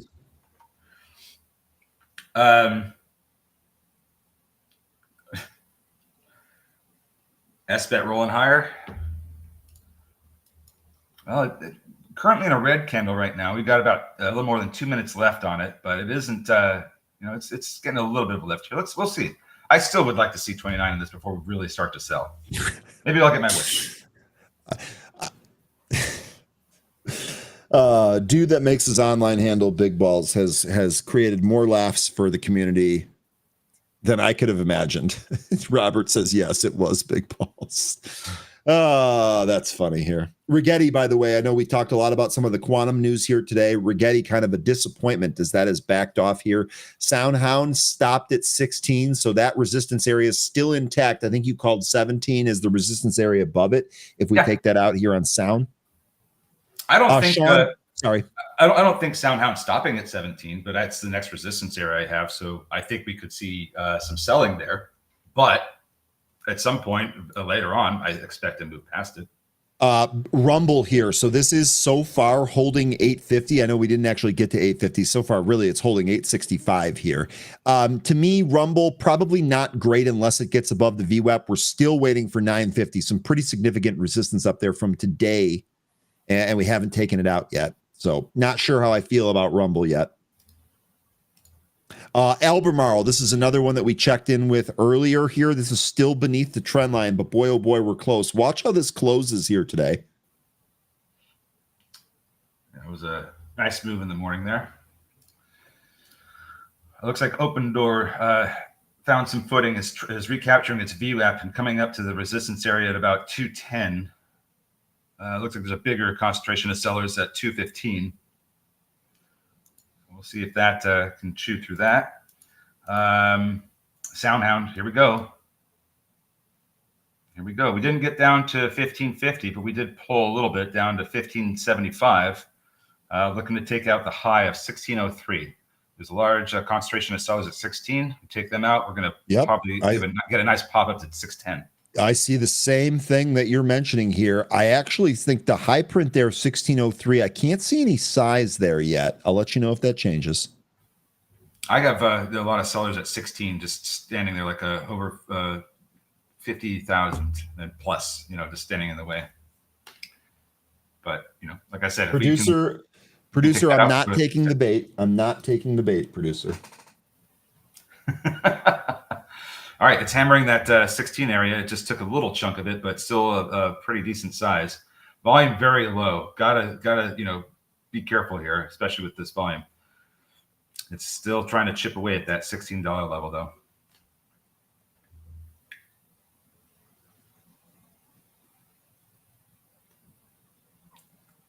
It just took it. Took up 16, popped a little higher, not very high, to 1603. That guy, okay, now they're really bringing the sellers. UNH at 258. This is Joseph Schmo. Hey, what do you know? The $19 support area that we have been banging the table on Intel for what feels like 2 years has held yet again. Also, CEO Lip-Bu Tan is supposed to meet with Trump today, so I would expect more news coming out from Intel later today, maybe in the after hours here today. We might even deal with this with the news cycle tomorrow. But there's supposed to be a meeting between Lip-Bu Tan. He is in D.C. here today to meet with Trump. That is Intel, INTC. Yep, I think he's going to tell him why he needs to be removed immediately. I would imagine. And if he needs help, he can just go to Market and Mayhem's thread, who did a great job breaking that down. I know we talked about it last week, but he did a great job explaining it on X as well. And actually, we covered that when Lip-Bu Tan was first given that. We didn't make any claims that he should be removed or anything, but we covered some of that. Yep. Soundhound's still trying to struggle with that high. It went right up to 1603 again. So I don't know if we want to look at this as a double top if we start pulling off of this. This is an important level here, kind of a make or break situation here with Soundhound for the day. I don't think it's going to just, absolutely crater. I think this is just going to be about it where we get for the moment, maybe for the rest of the day. MSOS still holding above that trend line, but not great volume. Just not great volume anymore. So could this be another one of these days where these things come back later? We definitely saw that with some on Friday. What was the one that had that big move? Started with an M. Is it MRM? Which one? Remind me again. Yes. So I was mentioning how we could see some of these names come back, and later on in the day once the traders start returning from their lunch hour or whatever, and there's more eyes in the market. MRM was one such name that we were trading on Friday, and it had a pop out the gate, and it tried to get over a trend line and ended up going lower down to 166. But then later on in the day, after the lunch hour, 125, it just ripped. It was all about the volume. The volume poured in at that time that you're mentioning, 13, and that gave the trade.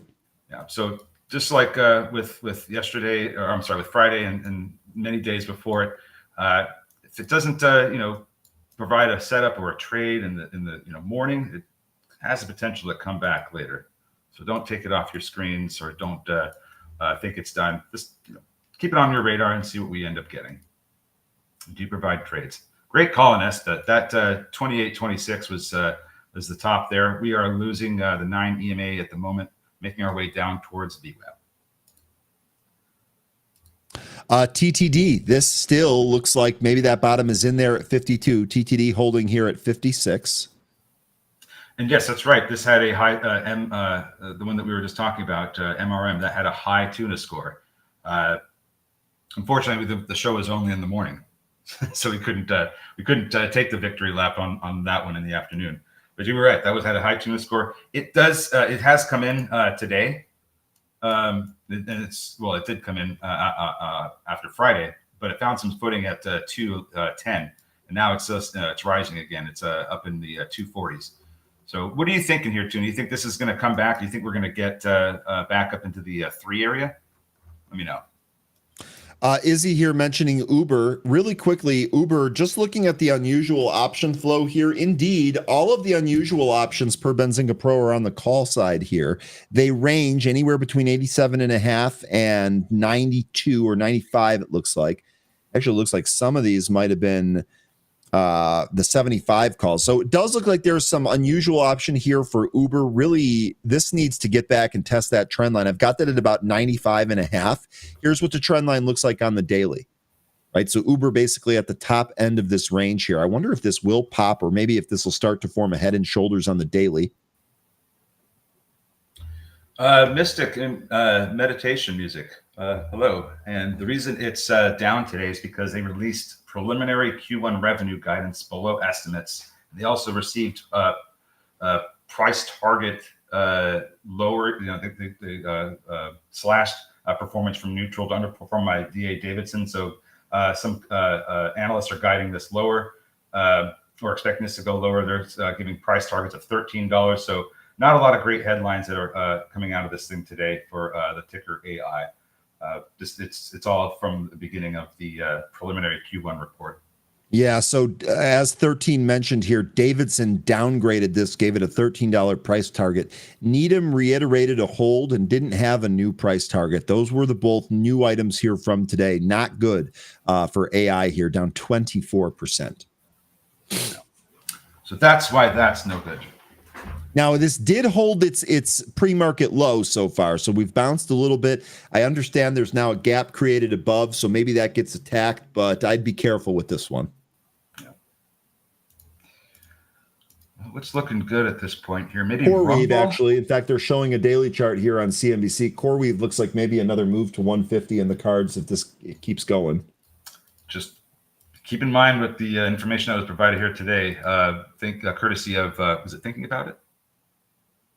Or WIS. I'm sorry. Who was the one that was mentioning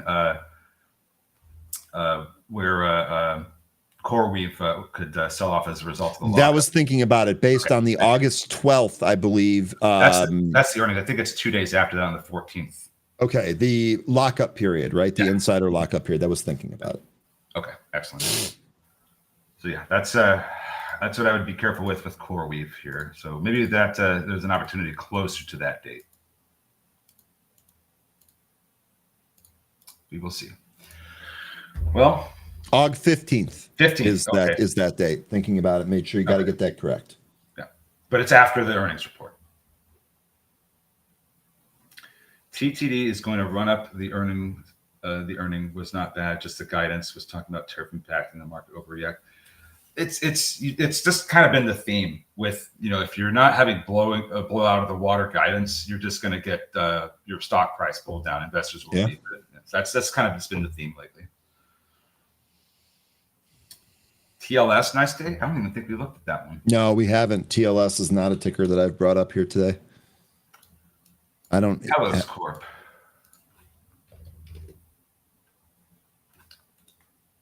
What is this? This had earnings before the market opened here today. Software-based security solutions that empower and protect the world. Security-conscious organizations gets rapidly evolved. Look at the guide. It's what you were just talking about. Oh yeah. Oh wow. How about okay. that 13? That's a big guidance. Okay. Yeah. All right. Indeed. So there you go. I was gonna say there. See Exhibit A, Evidence Exhibit A. Yep. Yeah. All right. So Things that's definitely seem. Yeah. Go ahead. Sorry. Things definitely seem to have slowed down here. Earlier here, Anne Marie, if you're still out there, you had mentioned that we were seeing a divergence in tech and then the SPY. It looks like that's kind of caught up now, right? So NASDAQ pulled a little bit here. Those charts now look the same. It looks like that divergence has kind of gone away. Dow the weakest, though. Industrials here at the lows. Tech and S&P still doing an all right job holding in there. Tech still the strongest. Anne-Marie, let me know if you're still out there, if your thoughts have changed based on what you're seeing here from tech versus S&P. Getting an article that's at the top of the headlines here about Fed's Bowman floating 3 proactive rate cuts in 2025. I'll be the first to admit, I don't know if I see 3.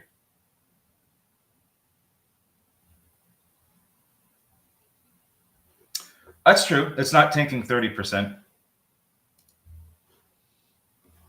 TTD. Well, hold on a second. Is that what the one you're referring to?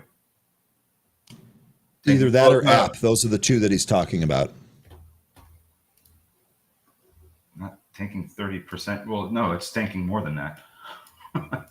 Well, it's already tanked more than that. It's not lower, but that it was on the earnings that it tanked over 30%.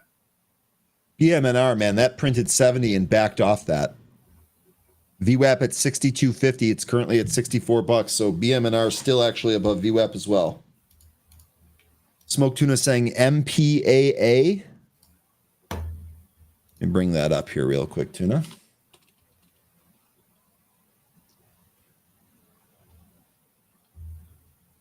What's MPA about?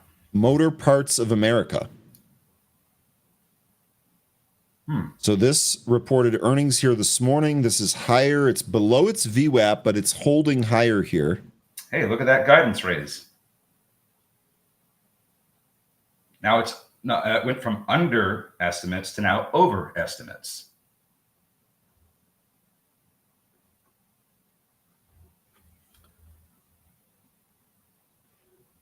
Masroor, can you confirm Ondas's earnings report? Yes, I believe it is tomorrow. Let me confirm it here with Pro for you. What do you expect out of that? Oh, look, by the way, SoundHound approaching the session highs again. If it gets enough volume, it could push over. But volume's not looking great in SoundHound right now. It could go either way. So you asked me, what am I expecting here? Well, I'll tell you what, I don't know of any new contracts, so I don't know what to expect in terms of the revenue beat. I do think they will have executed the current contracts that they have. But I would say, given some of the news that we've had recently about the Rift Dynamic system to distribute more, 13, maybe I'm getting ahead of myself. I do expect a good guide.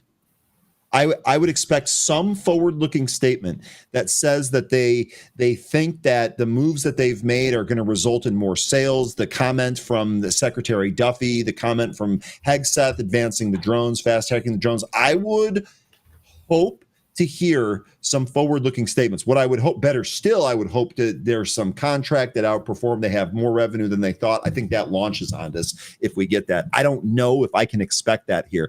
I can confirm for you, Masroor, tomorrow, Ondas. I'm sorry, folks. Ondas has confirmed with Benzinga that they are going to report earnings tomorrow morning ahead of market open. That is 8:12, the date in the AM tomorrow. We are expecting that here tomorrow.